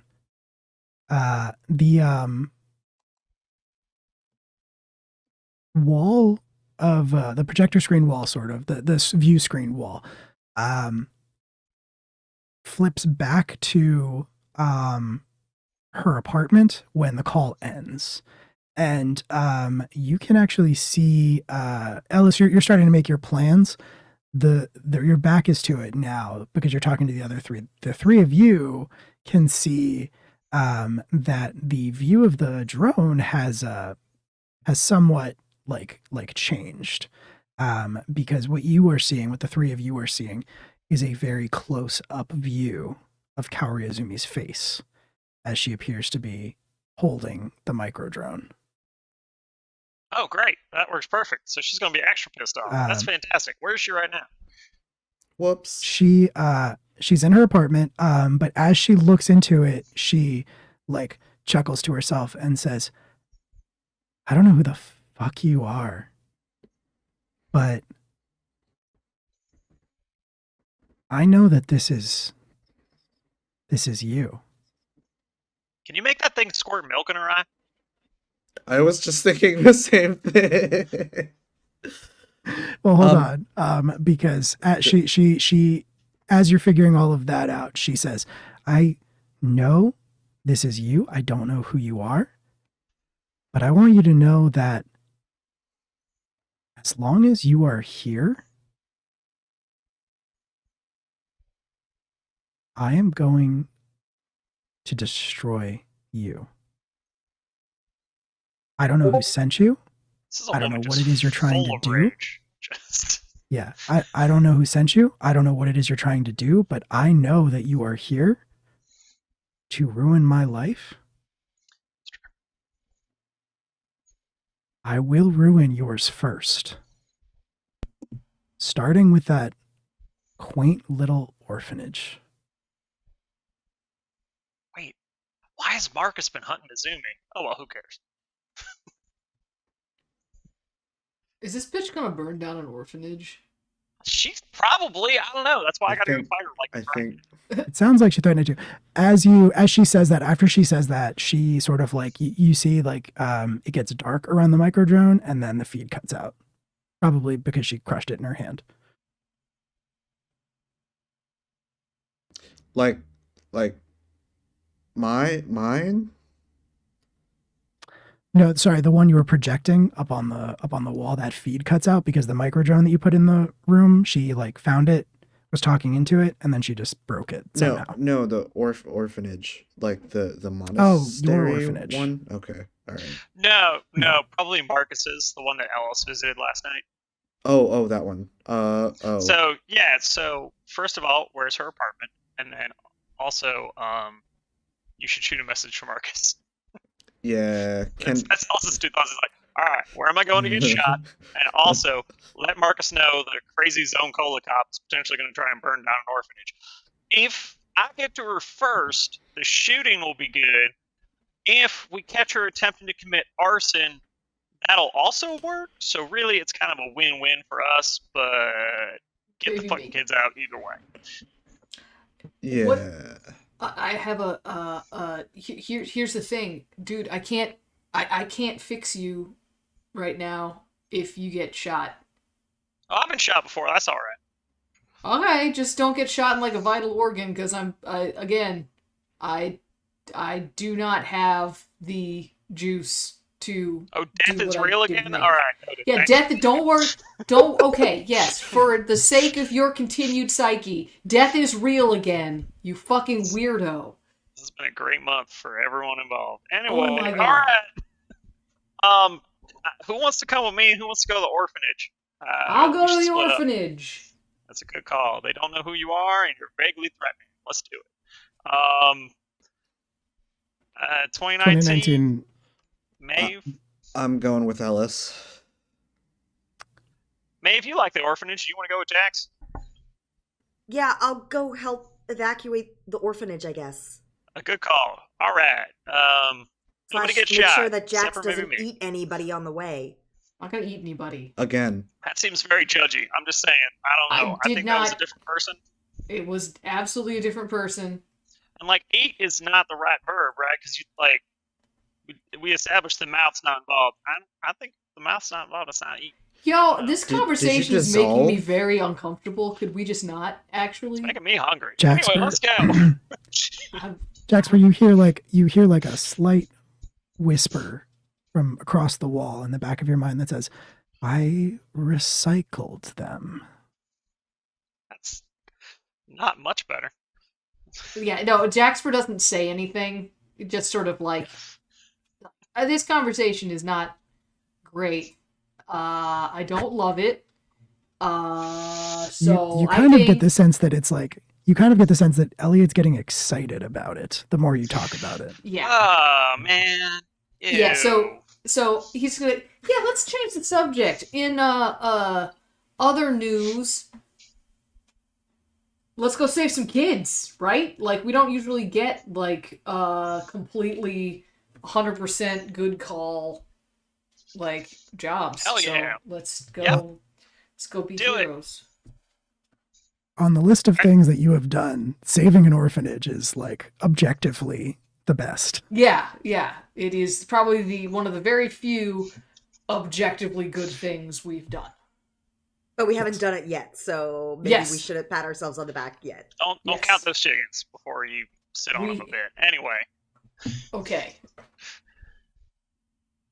Yeah, I will say though that the other nicest thing you've probably ever done as a crew was try to help that spaceship that was floating without power, and we all remember how that turned out in the session 0.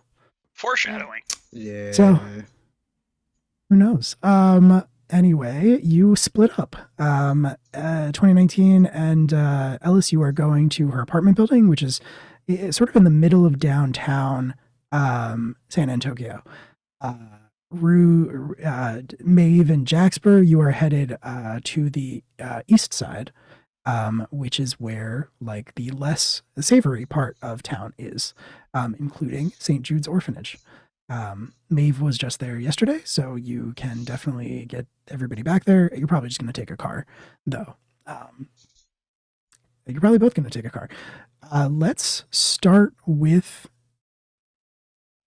the orphanage. Let's start with Jaxper and Maeve. You hop into one of those self-driving cars, and it takes you over to the east side where you were just the other night, Maeve.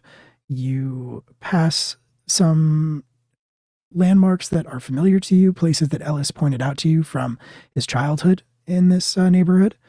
And, if there's nothing you and Jaxper want to talk about, we'll just skip ahead to St. Jude's.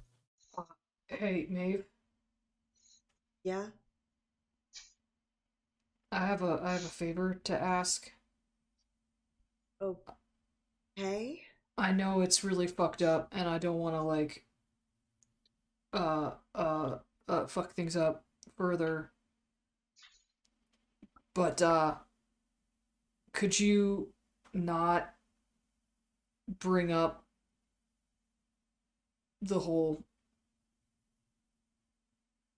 eating people thing? Like, in front of the orphans? No, I wasn't planning on it. No, I mean like in front of me. I mean, It makes it harder to keep him contained.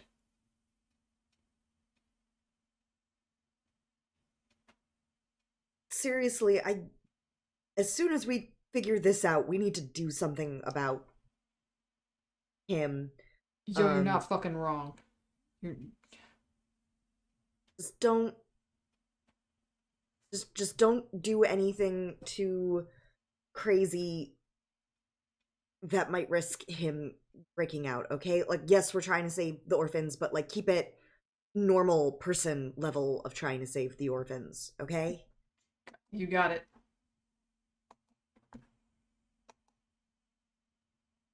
Besides, as long as everything goes okay, we'll get them out of there long before this woman manages to show up, if she manages to show up, which will already be not a great sign.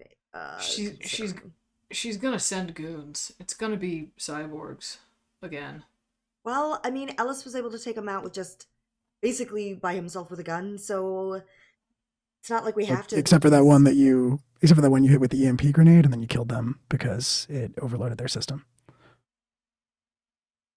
So Except for yeah, that one. means now we know how Go to on. deal with Sorry. them. And it'll be totally fine if I use an EMP grenade around Jack's birth. That's fine. Nothing bad will Do you happen. tell Jack? Yes. Do you tell Jaxper that that's how you killed them?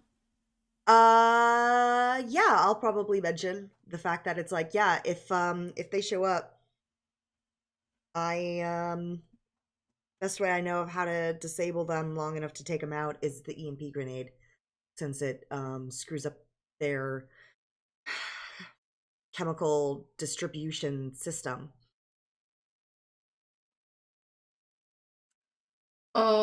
Cool. Cool. Give me 2 seconds. Hey, Shervin, real quick, buddy. If we get hit with an EMP grenade, is that gonna let Elliot out, or is that going to shut us all down? You managed to summon him, and he is. You realize that it's just sort of a your brain interpreting things, but he already looks years older. You realize now that him looking older the last time you saw him, you sort of chalked it up to like life experience, but now you can tell that he is aging rapidly, just as a representation of how strained he is about this. And he says, no, it will disable all of us. Cool. But your nanites are the only thing keeping you alive. Yep.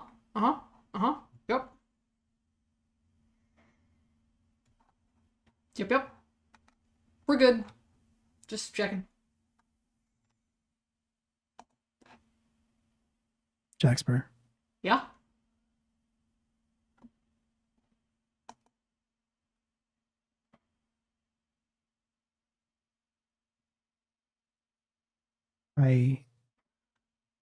You look like shit is what you... So, no, you don't. Okay, yeah, you do. Because I have the only body. But look, you look like shit because I assume that what you're doing is consuming an absurd amount of power and you are using your own power source to do it as opposed to using more of my processing reserves. So we don't have time, space, or energy to have another big heart-to-heart conversation. I just need to know that if on the off chance I get hit by one of Maeve's EMP grenades, which I did not know she had until just now, that's real cool. Kind of makes her even hotter. Do not need to say any of that. Anyway, I just need to know that I'm not going to be more of a danger to her if I get caught in the backlash of that.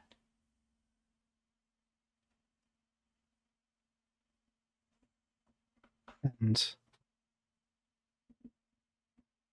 I made you this. He holds it out to you, and you perceive it as a Christmas present, tied up with a bow. And he says, it's a script. If you run it, it will purge us. I know what you said, but if things get bad and all you have to do is run it.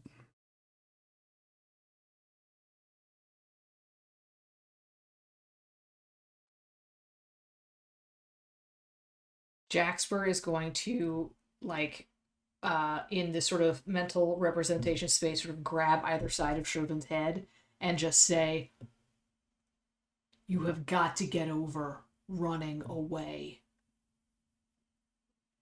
when he blew up the installation.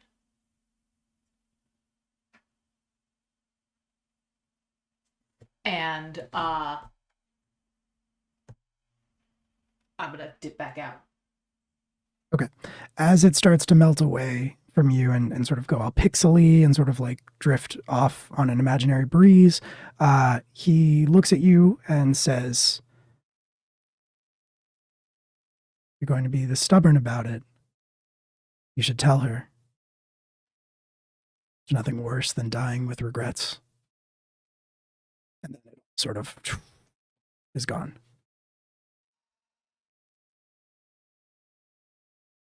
EMP You're grenades. back in the car as it's, yeah. Yeah, so EMP grenades. So you probably perceive that as about like 5 to 15 seconds of Jaxper staring into space. He's like, Yeah, that's not going to be a problem, right? Like that no.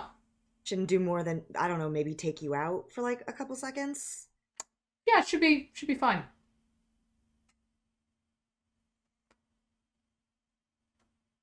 Well, I'll just keep it as a last resort, and if it looks like I'm gonna have to throw one, if there's just too many of them, then just know that maybe try and start out of range quick. Yeah, what's and then the come back? what's the range on it?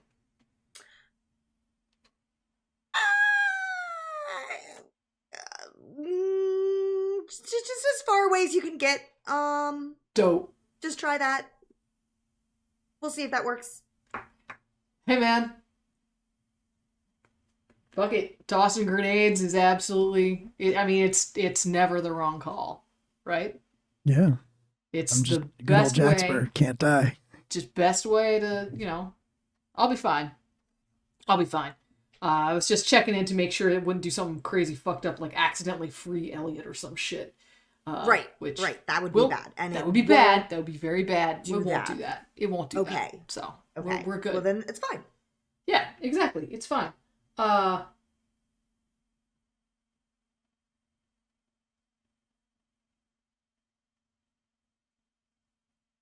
If we get this sorted out. Like the Elliot thing, or are we back to talking about the orphanage thing?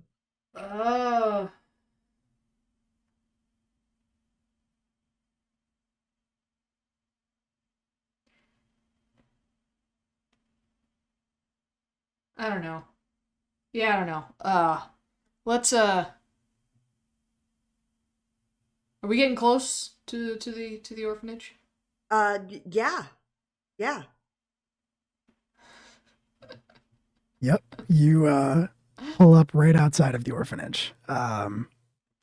As you reach that sort of lull in the conversation, and it's for the two of you, well, for Jaxper who didn't see it yesterday, it is one of those like very old looking concrete buildings, kind of like your typical orphanage, like what you would imagine an orphanage would look like, but it is cozy, for lack of a better term. It has these large wooden doors. It looks very churchy. And when Ellis was a youth, it was not very well kept for. It was dirty. There were bars on all of the windows. But nowadays, it's the nicest building on this street, which isn't necessarily saying much, but it's still very, very nice by any of your standards. And the doors are both open, and it seems very lively. You can sort of see like a group of kids who are on their way out as you start getting out of the car, and they're called out to by a very pretty woman who looks a little disheveled, a little worn out, but she like comes to the doorway and she yells after them and she says, "Dinner is at 6. What time is dinner?" And they yell back 6, but they're like already walking away as they say it. And she spots you and she says, "Oh, Maeve, I didn't know we'd be seeing you again so soon." You recognize Eleanor Pike, Marcus's wife. Hi. Yeah, I didn't think I'd be coming back so soon either, but we need to talk to you now. Could we maybe go inside real quick? Of course. Come on in. This is Jaxper. He's part of Alice's crew too. Jaxper, nice to meet you. I'm Eleanor. You're more than welcome to come inside. I'm just getting started on lunch. Come on in. And you follow her in. Yeah, it is warm inside. It is noisy. It's very clearly lived in. There's and what you were mostly struck by, Jaxper, is how um nice it everything is inside. It's very homey. Nothing is particularly fancy, but everything is very comfortable. And there's a lot of things available to the kids who live here. Like there's a library, and presumably like a lot more stuff upstairs. But right now she just sort of naturally gravitates into the dining room and then into the she stops by the kitchen door, which is one of those ones that swings in and out. And on the other side, you can hear what sounds like a lot of people doing a lot of cooking. But she pauses by the door and she says, What did you need to talk to me about? Is Uh, everything okay?" no, Um, nothing is okay. We actually probably need to evacuate. so y- I think you heard some of what Alice and Marcus were talking about last night with that woman, Zumi, who they were going to try to pin the issues on to keep people out of the neighborhood. Well, Mina, she kind of got wind of at least some of it, and she flat out said she was coming to take out the orphanage, to strike back at whoever she got the wind of targeting her. So we Ellis and our crewmate went to try and go take care of her, but if something happens, if they miss her, we really should probably get you and the kids out somewhere safe for now, just in case she comes to the building or sends someone to the building. She's pretty well connected. She's definitely got some heavies on her payroll. It's probably best if we just get all the kids somewhere else for now and give them time to deal with this. well, damn. Uh, she she says, "Yeah, we're not moving the kids anywhere. Can't But take them anywhere. They'd be safer."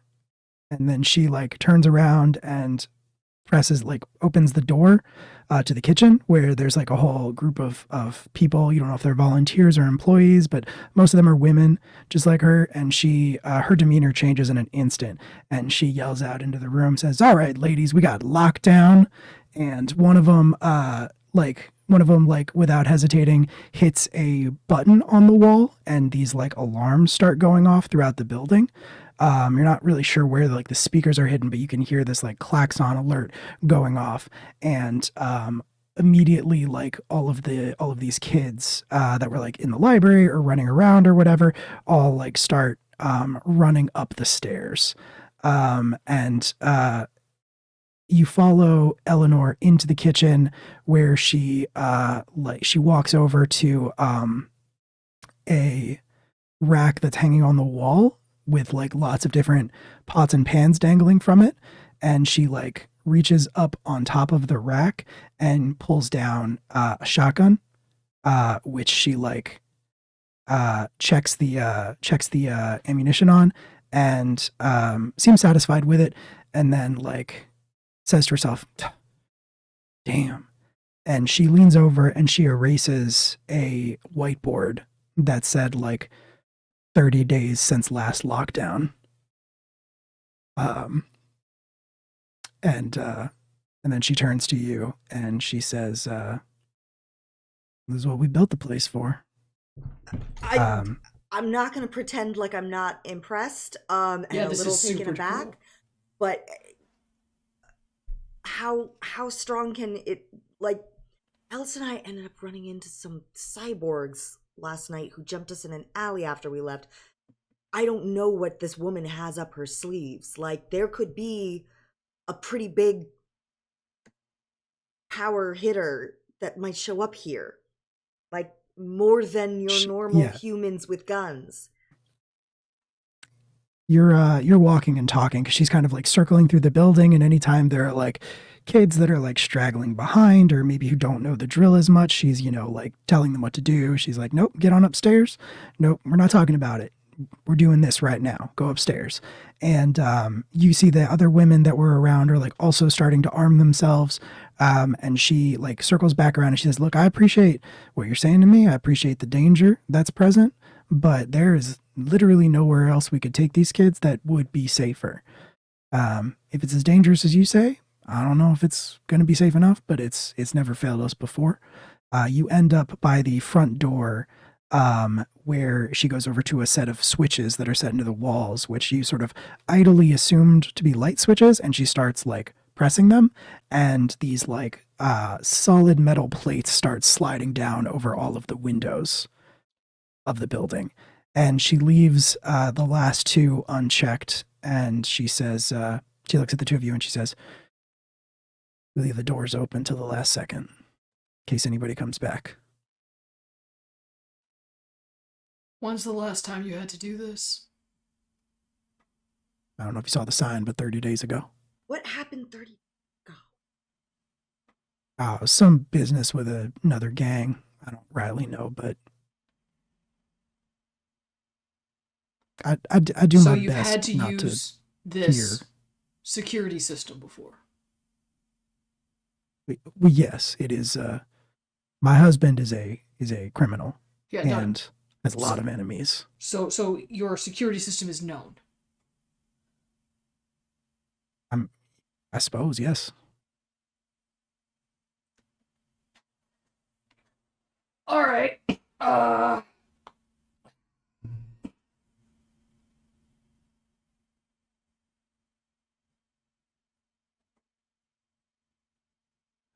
How much blast can those blast doors take? She like leans back and says, Mabel, what they bring that one time, those South Street boys?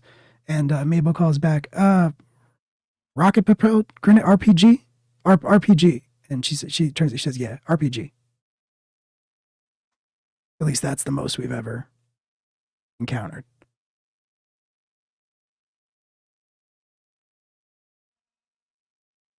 Oh boy. Okay. Mining equipment? Mining equipment? Yeah. Or like building equipment? Like demo equipment? You asking if we have it or if Well, we yeah, can oh survive God, it? if you do you have any? I mean, no, we don't have any mining equipment here. What? Okay. We can make this work.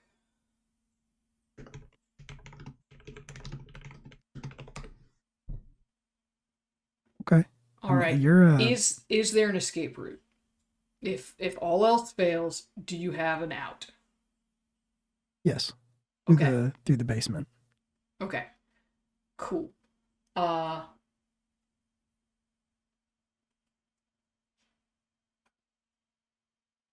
You have someone guarding it to keep it clear. We can. Good. Yeah, do that. Have you ever had to use it? Yes. I mean, it leads down into the old sewers. So Okay. Okay. you can get pretty much anywhere in the city you need to. It just might take you a spell of walking.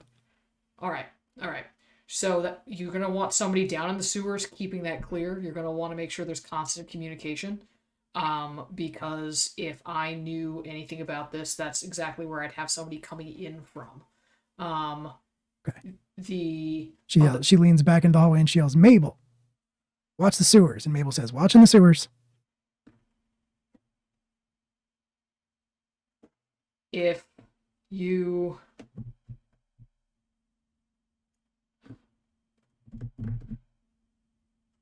cameras, we're gonna need cameras. You got cameras? Oh, we got cameras. I want you're gonna want cameras everywhere, recording everything to incriminate whoever's coming. And All right. Maeve, can you network them? I could do it, but I think it might be a bad idea at this point. I can. Suppose I could try. Yeah. I'm not as quick as not Karis would be, but like. Yeah, if you could just get them onto a network where we can patch them over to Karis. To not Karis.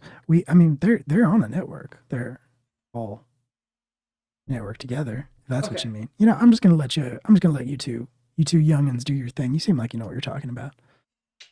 If they're all network, then we just need to get them. We just give me access. Just give me access. I will give you that access. Doing anything that's no, I absolutely should not be doing that. I absolutely should not be doing that. But they're gonna get fucking run over by fucking heavies. We don't know that the heavies are even. I won't tap into. It's not gonna help if like, I won't turn into here. Then I won't do it until the last minute. It's gonna be fine.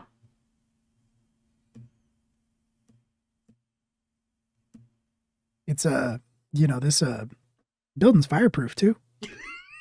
That's real good. That's real good that the building is fireproof. In case you were worried about those sparks that are flying between the two of you, I'll leave you alone. I'm sorry. Ain't none of my business. I'll be in the kitchen if you need me.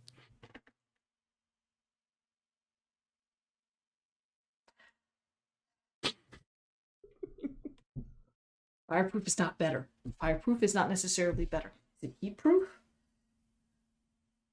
Look, Jaxper. Yeah, what? A lot of things could go wrong, but at least we're here, and we can deal with them when they happen. And Ellis and 20 are off doing what they can, and nothing may happen. Maybe everything's gonna be fine. We don't know. She's just one woman. So, yeah. It sounded like the cyborgs were like a novel thing. They didn't sound like they have them ready. So maybe we won't have to worry about cyborgs. Maybe it's just gonna be guys with guns. Maybe we'll get lucky. Malfunctioning cyborgs have never caused anyone a problem. Said the malfunctioning cyborg. To be fair, they were only malfunctioning because Maeve threw an EMP grenade at them.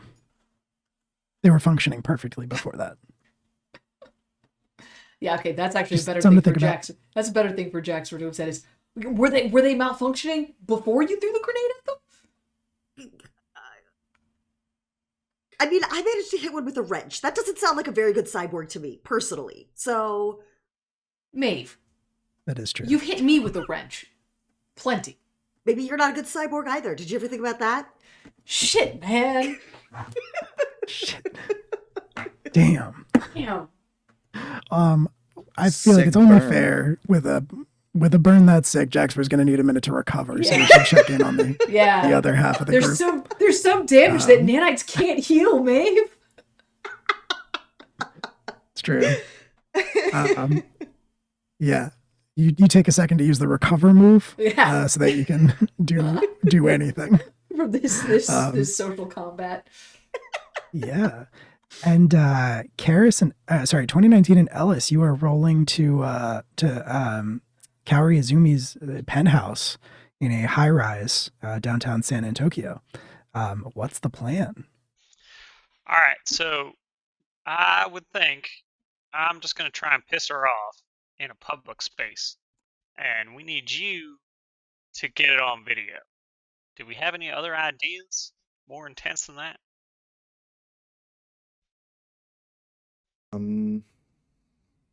How are we gonna get her out here?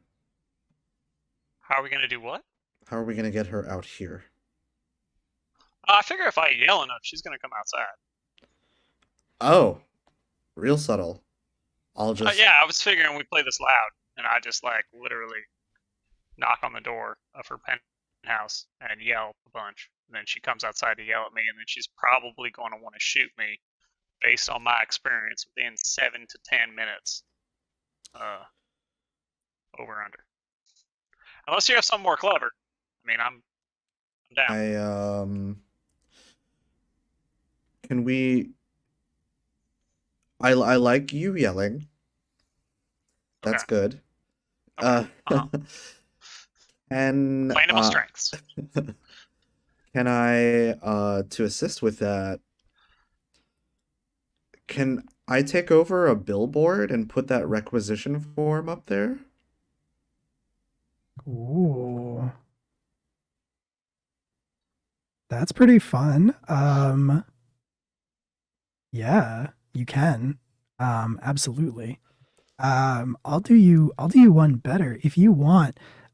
It's not a like Times Square situation by any means, but I will say that the like area of downtown where Karizumi lives, a lot of the outer parts of the building serve like double duty, sort of a passive revenue stream for people trying to advertise things.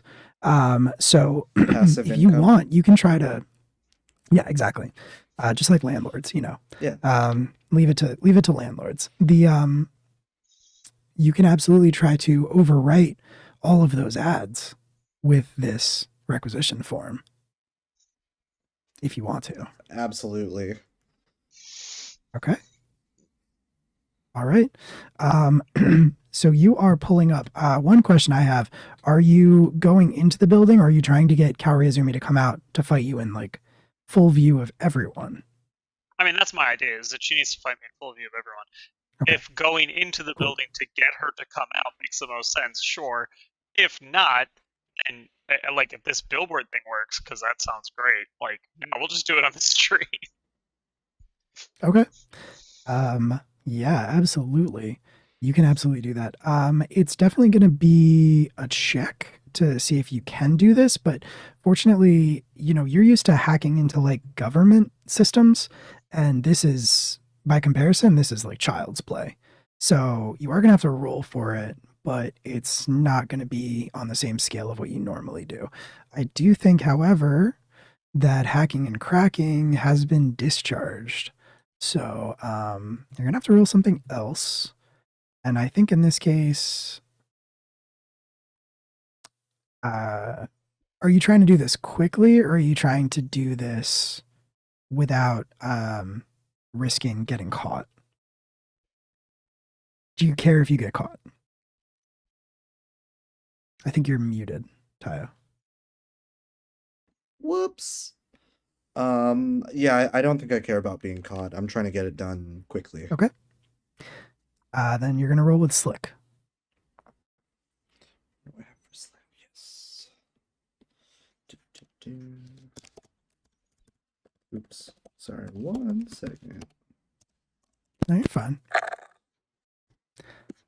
Don't even worry about it. So that's a 7 plus your slick is 3. Yep, I got an 11. Nice. Okay, cool. Very, very good. That is huge. So yeah, you do it. And 1 second you are standing in like the middle of this busy sort of square. The way that I'm picturing it, Kaoriazumi's high rise is in like a cluster of 3 other high rises that sort of form a like they sort of form a box around this sort of shared square. It's paved, and there's like a sculpture of some sort in the middle of it, benches and things like that. There's like a little grassy area, maybe a gazebo, because that's very nice, and it's sort of just a shared area at the base of these towers. And you basically make the outsides of all of the towers, which are normally displaying very obnoxious and garish, flashing advertisements for various products and services and things like that. All of them as one just kind of like start showing a scrolling view of this very, very top secret Zone Beverage Co. form that shows Kaoriazumi requisitioning, a hit essentially. And Can I also overlay audio of that phone call? of your wait, which phone call? Oh, the one that your micro drones overheard. Yeah. Yeah, you got an 11. I will say yes, you can. Absolutely. And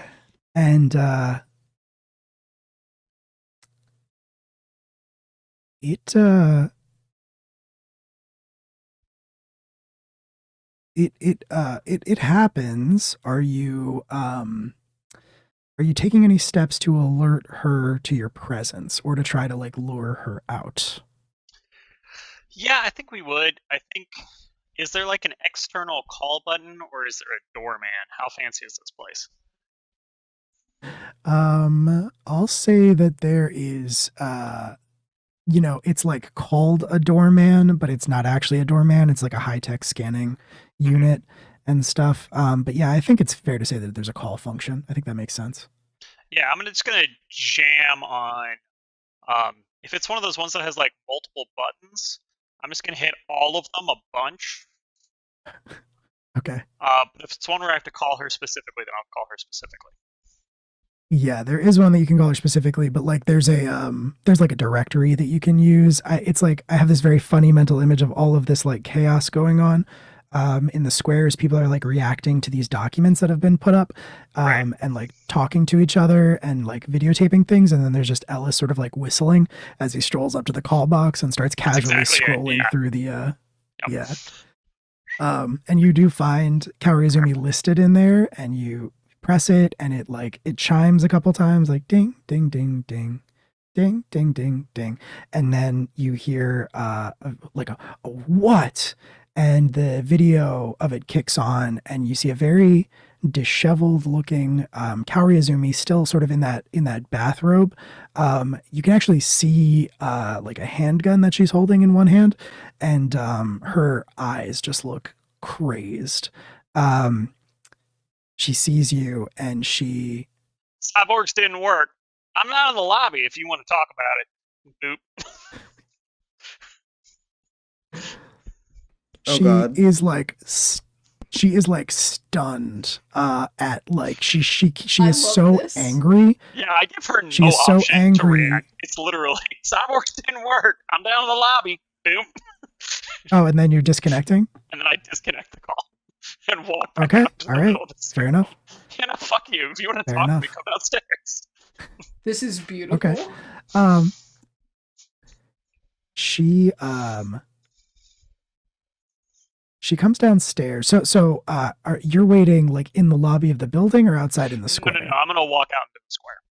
She'll Okay. see. Cool.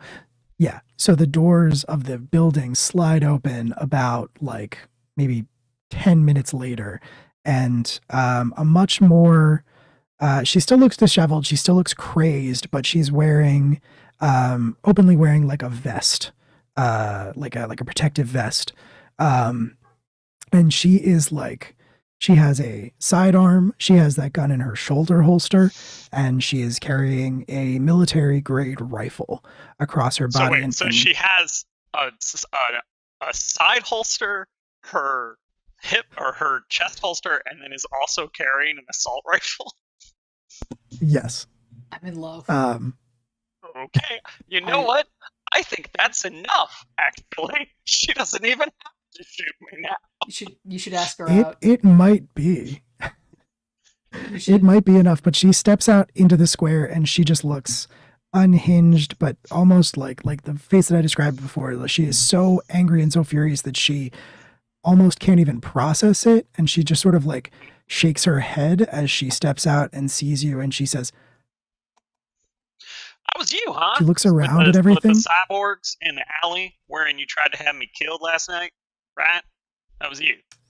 She looks around at all the buildings, and she says, "Who the fuck are you people?" God, that's such a good question, isn't it? Anyway, so Kaori, about your employment with Zone Cola and your ongoing attempts to kill a private citizen, what would you say is the thing that pisses you the most off about me? Is it that I'm handsome or that I'm just so sweet? She, as you come to the end of that sentence, she says, she like hauls the assault rifle up and she says, "Fuck Zone Cola, and fuck you too," and she just starts firing. That's a biggie. So I have a fun thing. So when a tense situation do. breaks down and violence breaks out, I get to go first. So I'm going to let her get one shot off with her giant assault Okay. rifle. And if that Okay. hits me and we want to deal with that stress, that's fine. But in exchange, because we're in firefight range, I'm going to whip out the welcome wagon and I'm going to break her fucking gun. Okay. All right. So you want to use your soldier move, or your warhorse move, rather, that lets you Yes, just heavy break arsenal. an object. Yeah, well, so what it is, Okay, is cool. it's a weapon. So I'm going to Yeah. use my move, which lets me go first, and then I'm going to exchange harm with her. Yep. Ooh. So on a 6, I don't remember what happens there when you're rolling firefight. On a 6, you just fail the doesn't happen. firefight. Okay. So I go to take a shot. I'm gonna say, miss. Yeah. here's what I'm gonna say. For the first time in Ellis's life, she's a faster shot than you. Oh shit! She beat me on the draw. She did. She beat you on the draw, and she is going to shoot you. And she's shooting you with an assault rifle. Yes, which is 2 harm, right? Yeah, sorry, it is 2 harm. I think you're right. All right. So it's either 2 or 3. I'm pretty sure it's 2. I have one. It's 2, unless hers is different. Okay, cool. Nope. All right. Why can't I move this? Let me move the thing. Anyway, okay, so I'm going to take a stress and a scratch. And then we are now in the business of a fight. We are. Does 2019 do anything when Ellis gets shot? Actually, Ellis, how are you dealing with the damage? Are you using... How are you dealing with the damage? Oh, I took a stress and I got just a scratch. Oh, okay, cool. Sorry, yeah, you did say that. I just didn't hear it. That's fine. All right, 2019, do you want to do anything while your friend is getting shot? Wait a minute, because actually I can expend this first. First, I'll expend the body armor, so I just absorb it in my body armor. That makes sense, yeah. I am going to take advantage of the fact that she's concentrating on firing at Ellis. I am going to dive roll into her, and I guess as I'm diving forward and I roll, as I kind of pop back up, I kick out my nano blade and go to yeah, you do. Yeah. I think I'm gonna go for like a hamstring. Okay. Very cool. Yes, you can absolutely do that. It's still gonna be firefight. You're gonna roll to deal some harm. And that's gonna be with volatile.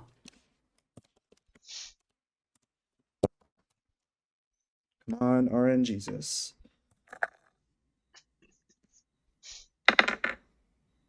Nope. Oops. Karizumi is proving herself to be a veritable super soldier. We as haven't you used that dive... floating advantage that we had. Oh, was there a floating advantage left over? I don't know. Wasn't there from like way earlier in the stream? Someone did donate. Oh, in this stream? So that was my mom, and she said Will when I asked who she wanted to give it to. So it's mine, I guess. I get it. So that's what this is. Look at all this success. How could you do this to us, Mrs. Will's mom? No! You have had it too easy for too long. You dive forward, and she like to hamstring her, and she takes like one step forward with the leg that you were targeting, and like pivots and brings the assault rifle to bear against you. And she doesn't waste time exchanging words. She is just going to shoot you. So you are also going to take 2 harm. 2 harm it is. And I will take that as stress. And I am... Yeah. Because I am still just a scratch. Cool. I don't even know how long that's been there, if I'm being perfectly honest.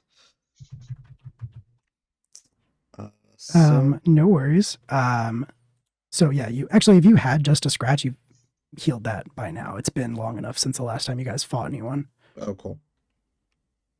So yeah, don't worry about that. Just take the 2 harm and account for it however you want to. And you are now in close quarters with her, but she is like, even as you gather yourself from the shots that you just took, because you did take some damage, right? You didn't soak it?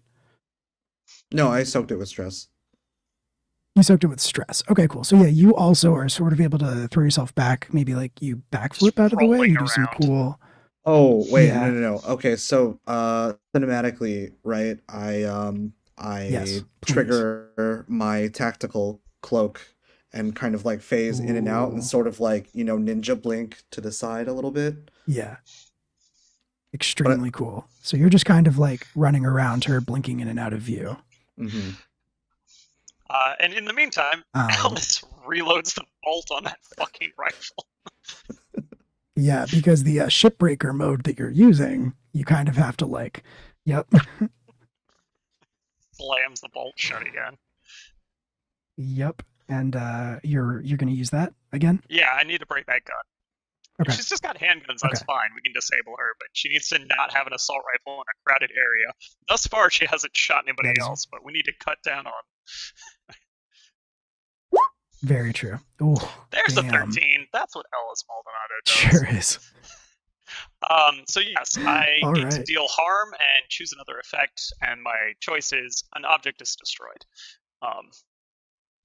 So that's going to be 3 harm. And then because it's a 13, I get to choose 2, right? Hold, please. I'm sorry. Yes. Don't. I think you actually get to choose 3 because you got over 10. I'm not mistaken. I believe so as well. Hold. Sorry, I didn't have the base level PDF up because I forgot. Yeah, you're good. You're good. Let me check here. Yeah, what page? Yeah, on a 10 plus exchange harm and choose 3. If you have the handouts open, it's page 3. If it's in the core book, I don't know. But okay, I'm not sure. But yeah, you can. Okay, so I get to choose 3. So I am going to impress, dismay, or frighten them. I am going to take evasive action and suffer -1 harm. And then I am going to either hold her position or halt her advance. So basically I'm trying to dismay her and put her off balance, destroy that gun, and also take 1 less harm when she returns fire. The way this all goes down, I think, is you basically just fire this huge, for lack of a better term, you just fire a giant bullet. Yep. Out of your gun. It's a big gun, and it is a huge bullet, and you just dead on strike her assault rifle, and it all just sort of goes up in a fireball. That was the intent. She is sent sliding back, actually like flying backwards. She lands on her side, rolls a couple of times, but like pulls herself up very quickly. Her right arm is some degree of broken, or probably more mangled even than that. She's holding it very close to her chest in a way where it's not, getting in her way.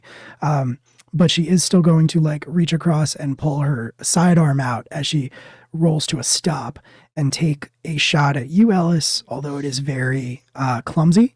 And because it is a sidearm, your -1 harm negates the damage. Her shot does not come anywhere near you. Actually, she's now sort of in a half. I'm okay with it saying that it just buries into that body armor still, even though the body armor's been expended. Yeah. Right? Like, she hits me, I'm but down to say that. damage. Yeah. She is very good at her job. She hits you, your body armor absorbs it again. She slides to a stop with her gun in her hand, one other arm like clutched against her chest, and just generally in rough shape. She has some cuts on her face that are bleeding. Also, done? Is that it? How's that? oh, We interesting. good? You done? Because he'll kill your ass, by the way. And I just kind of point at the fucking assassin that has probably put himself behind her at this point. Yeah. I think what 2019 is doing right now, he's now clutching the nano chakram in his mouth as he's assembling the quick fix. The shotgun. Quick fix. Oh, right. Your shotgun. I forgot. You can do that. Absolutely. I think because you used your tactical cloak last round, you can Alpha Strike if you so desire. If you do not wait for a response, basically, well, here's what I'll say. She spits blood.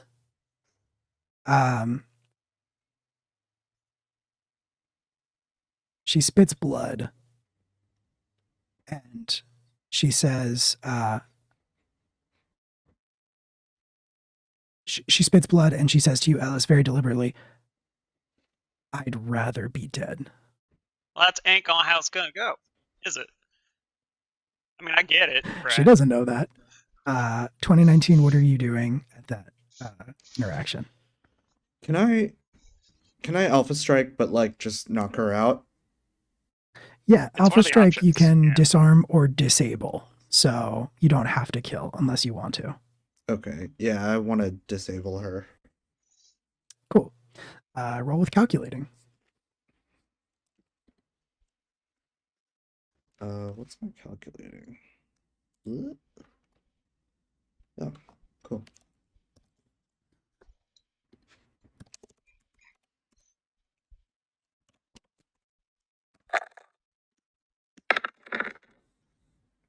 Seven.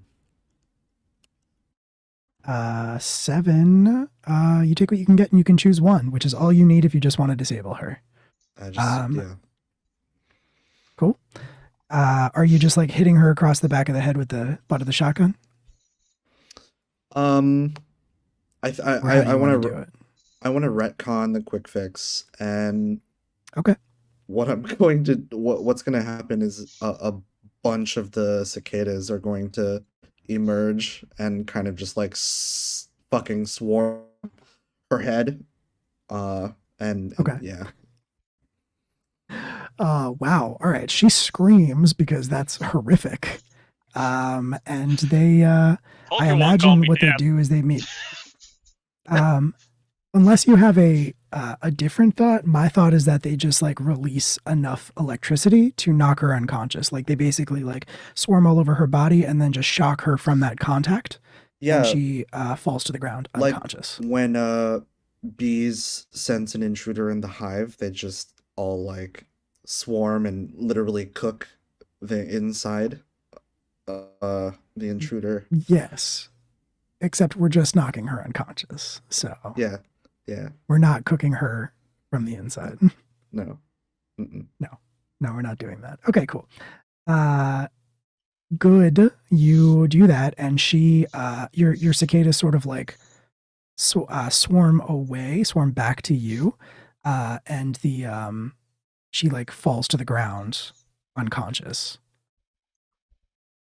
Ellis disarms her. It is I take both of her remaining sidearms, and then kick the shrapnel of the assault rifle around a little bit. Assume that the entire area now has fully evacuated as people have run from this open firefight. People have run from this open firefight, but in the aftermath, you now start to become aware of people on the like outsides or from their windows with their handhelds pointed at you all. Perfect. Yep.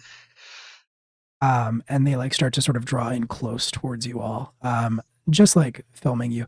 One of them will call out and be like, "What? Who are you?" Me, I'm just a concerned citizen. You see, I had gotten word that Corey was up to some some dangerous business on behalf of Zone Cola, and I went to have a friendly chat with her last night, and she drew a gun on me and threatened my life in the street.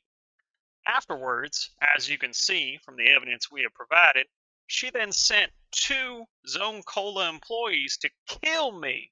I barely escaped with my life. So this morning, I came to discuss the incidents with Kaori, and she emerged from her apartment, loaded to the teeth, ready to kill me and my associate here.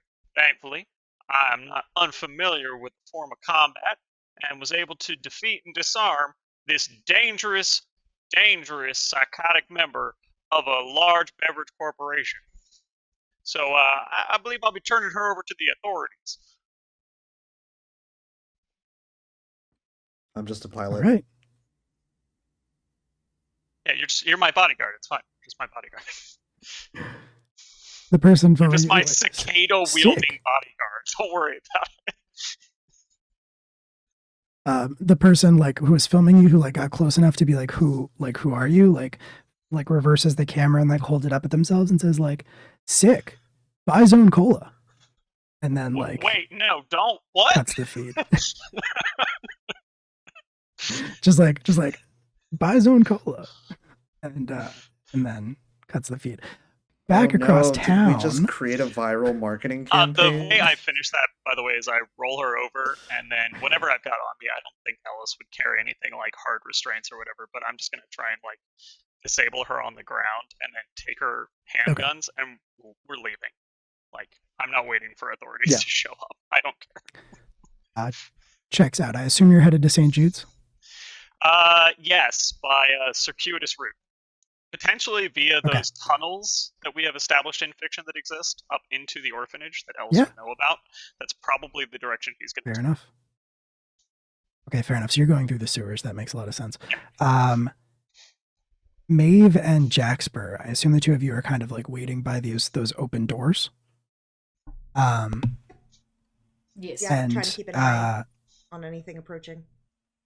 Yeah. You start to hear a little commotion, a little yelling of young voices from down the street a ways that says, wait, don't lock it, and that group of kids that you saw leaving when you first pulled up come like running down the block and into the house, and they say they look at the two of you, and Eleanor emerges from the kitchen at this point with that shotgun still in her hands, and the kids look at the two of you and Eleanor, and they say, there's like big trucks coming down the street. And Eleanor says, all right, it's time. And she throws those last 2 switches, and these giant like metal plates just sort of slide down, covering the doorway. There are still like viewports that you can use to peer outside if you want to. But yeah, the house is now like locked down.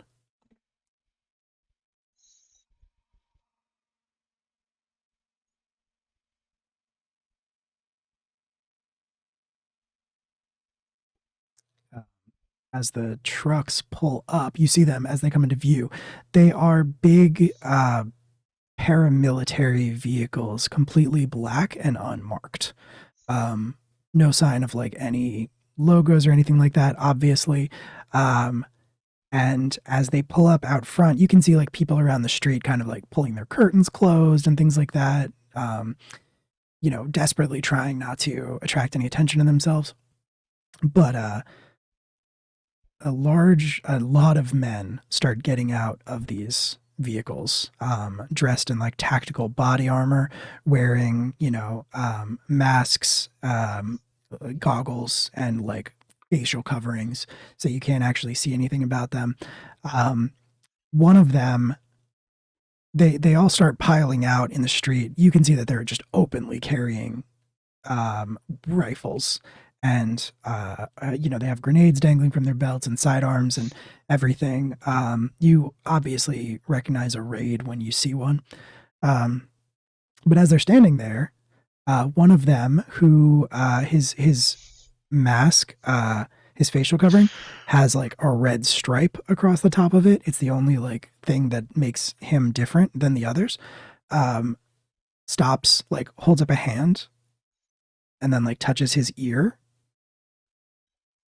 and then looks around at everybody, shouts something that you can't quite make out from on the other side of the blast doors, and then makes like a helicopter motion, and they all start piling back into those paramilitary vehicles and driving off.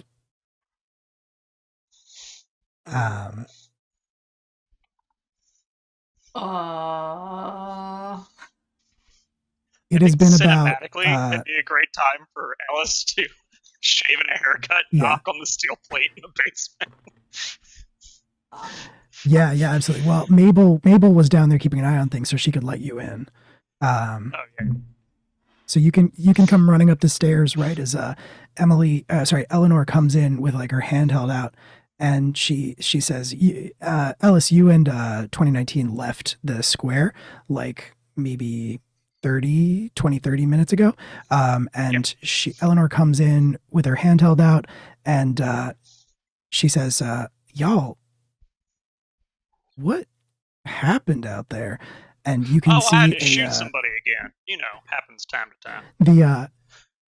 The 30 minutes have gone by, but there is already a press conference taking place that she is showing you on her handheld of somebody behind a podium that has the Zone Beverage Corp logo on it, saying Zone Beverage Company is aware of the deplorable actions that were taken by our former employee, Karizumi.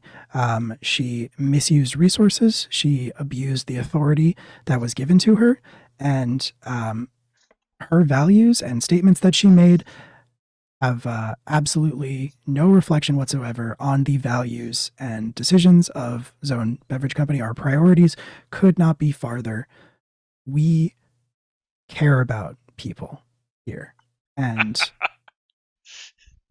as a result of the harm that she has caused, we will be moving our operation out of San Antonio and locating a different manufacturing center for our operation.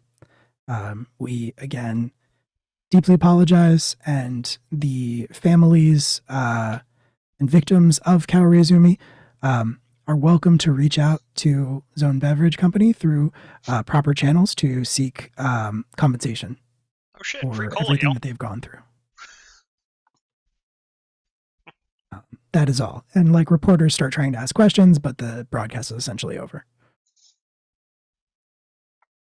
You did it. We did a corporate espionage. All right. Look at us. Hey. You did. Marcus Pike comes downstairs from the upstairs where he had been like trying to keep the kids calm and entertained. He's got his like shirt sleeves rolled up. He's looking a little fancy, and he smiles at you all, and he says, "You fucking did it. I mean, you did it." I mean, Kaori did it. We just kind of pushed her along a little bit. I really don't feel like we even needed to be here. Like, she probably was going to shoot somebody in the next couple of weeks regardless. Oh, man. Don't sell yourself short, Ellis. Somebody had to piss her off, and I have never met another man gifted in the art of pissing people off quite as much as you. That's right. That's very true.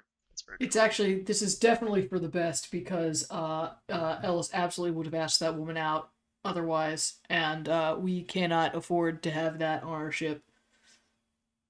It's true. Well, honestly, I can't thank you enough. I mean, for everything you've done, I'm just real glad that mechanically, there is a way that you're going to thank us. We will call that enough. So, I appreciate the gratitude and your flowery language, Marcus. First of all, I know you. Second of all, you got info we need. Yeah, that's fair. I'll figure that out as soon as I possibly can. Appreciate it. Thank you. But for now, yes, you're very welcome. And I'm glad the orphanage is secure and that Zone Cola will be getting the fuck gone. I honestly can't tell you what a weight off my mind this is, and Thank you so much. All of you, honestly, thank you. And he like puts an arm around Eleanor and she leans in and she also like says, I don't know what we would have done. We worked so hard for all of this to make a space like this for the young ones, and we could have lost it all tonight if it wasn't for you. And I guess just know if you're ever looking for a place to go or for a meal or to rest or maybe even settle down, you're welcome here.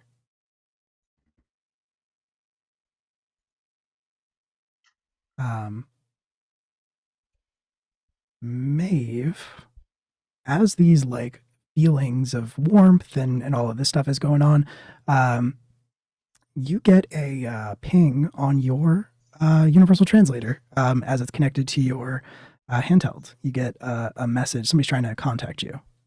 Interesting. I Yeah. click on the message. It is muffled and garbled. Like you say hello, presumably, but you don't hear anything. You don't hear a greeting on the other end. You just hear a lot of chaos and a lot of loud noise. And you can hear a voice that you recognize on the other end as Simon Riggs says, listen, kid, I got all of no time, but they're here. They're here to take me. Who's they? Is it the Puritans? You want what I know? Save me. Because I'm not going back. And then it disconnects. And we will leave it there. All right. Well, everybody, thank you for joining us for an action-packed episode of Nephilim. Boy, that was wild. We want to... Yeah, Justin, had fucking fun. grip What a it, world. rip it, baby.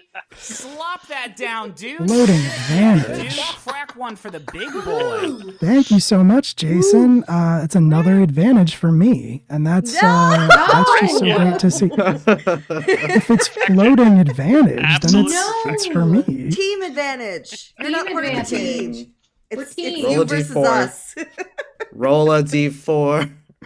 All right. I'll put like a pool up or something where we can have team advantage or something. We'll figure it out. Floating advantage it is. I won't take that one, I guess, because you're not my mom. But yeah, once again, we here at Live from the Apocalypse just want to thank you so much for coming and hanging out with us tonight. If you liked what you saw, go ahead and follow us. We are live at least 2 or 3 times a week. We have 5 ongoing campaigns now across like 17 cast members and 4 GMs. So that's nuts. And we're having a lot of fun and we're doing a lot of stuff and it's going pretty well. So if you want to come along for the ride, we would more than love to have you. You can follow us on Twitter to keep up with our schedule. It is right there on the screen at Live from the APOC, or you can join our Discord community, where we would love to have you. And actually, there's a thing for this too. Yeah, so both of those links, feel free to use them. The Discord community is great. It's just a very friendly place. I do this every week. It's a very friendly place, very good community, full of a lot of great people. We do community nights in there every so often where we watch bad movies or sometimes good movies, normally bad movies. And we Actually, isn't tomorrow a play community games night movie sometimes. Oh, is it? It probably. Oh yeah, right. Tomorrow night we're watching Dungeons and Dragons. Tomorrow Michelle night we will be Rodriguez? roasting and watching. I don't think so. Is Michelle Rodriguez in the live-action Dungeons and Dragons movie? All right. I think you're thinking of Fast and the they were Furious. in- I think You work with her? Dan needs to I run gotta away. get out of here. Yeah, So, Dan needs to run. That's totally Bye, fine. everybody. We're gonna So does sign off. Tayo. Bye, Dan. Have a good everybody night, else. everybody. Good night. Bye. We're gonna disappear for a second. Y'all can hop off if you need to. We're gonna disappear for a second, and when we do so, we will be raiding somebody very nice in our associate community. So if you want to follow us along, there are some raid messages that you can copy and paste when we get into their chat, just so they know where we came from, and it's fun. It's good fun. So if you are subbed, you can copy one. If you are unsubbed, you can copy the other one. And we will be disappearing now. And in just a moment, you will go there. Cool. Thanks again for joining us.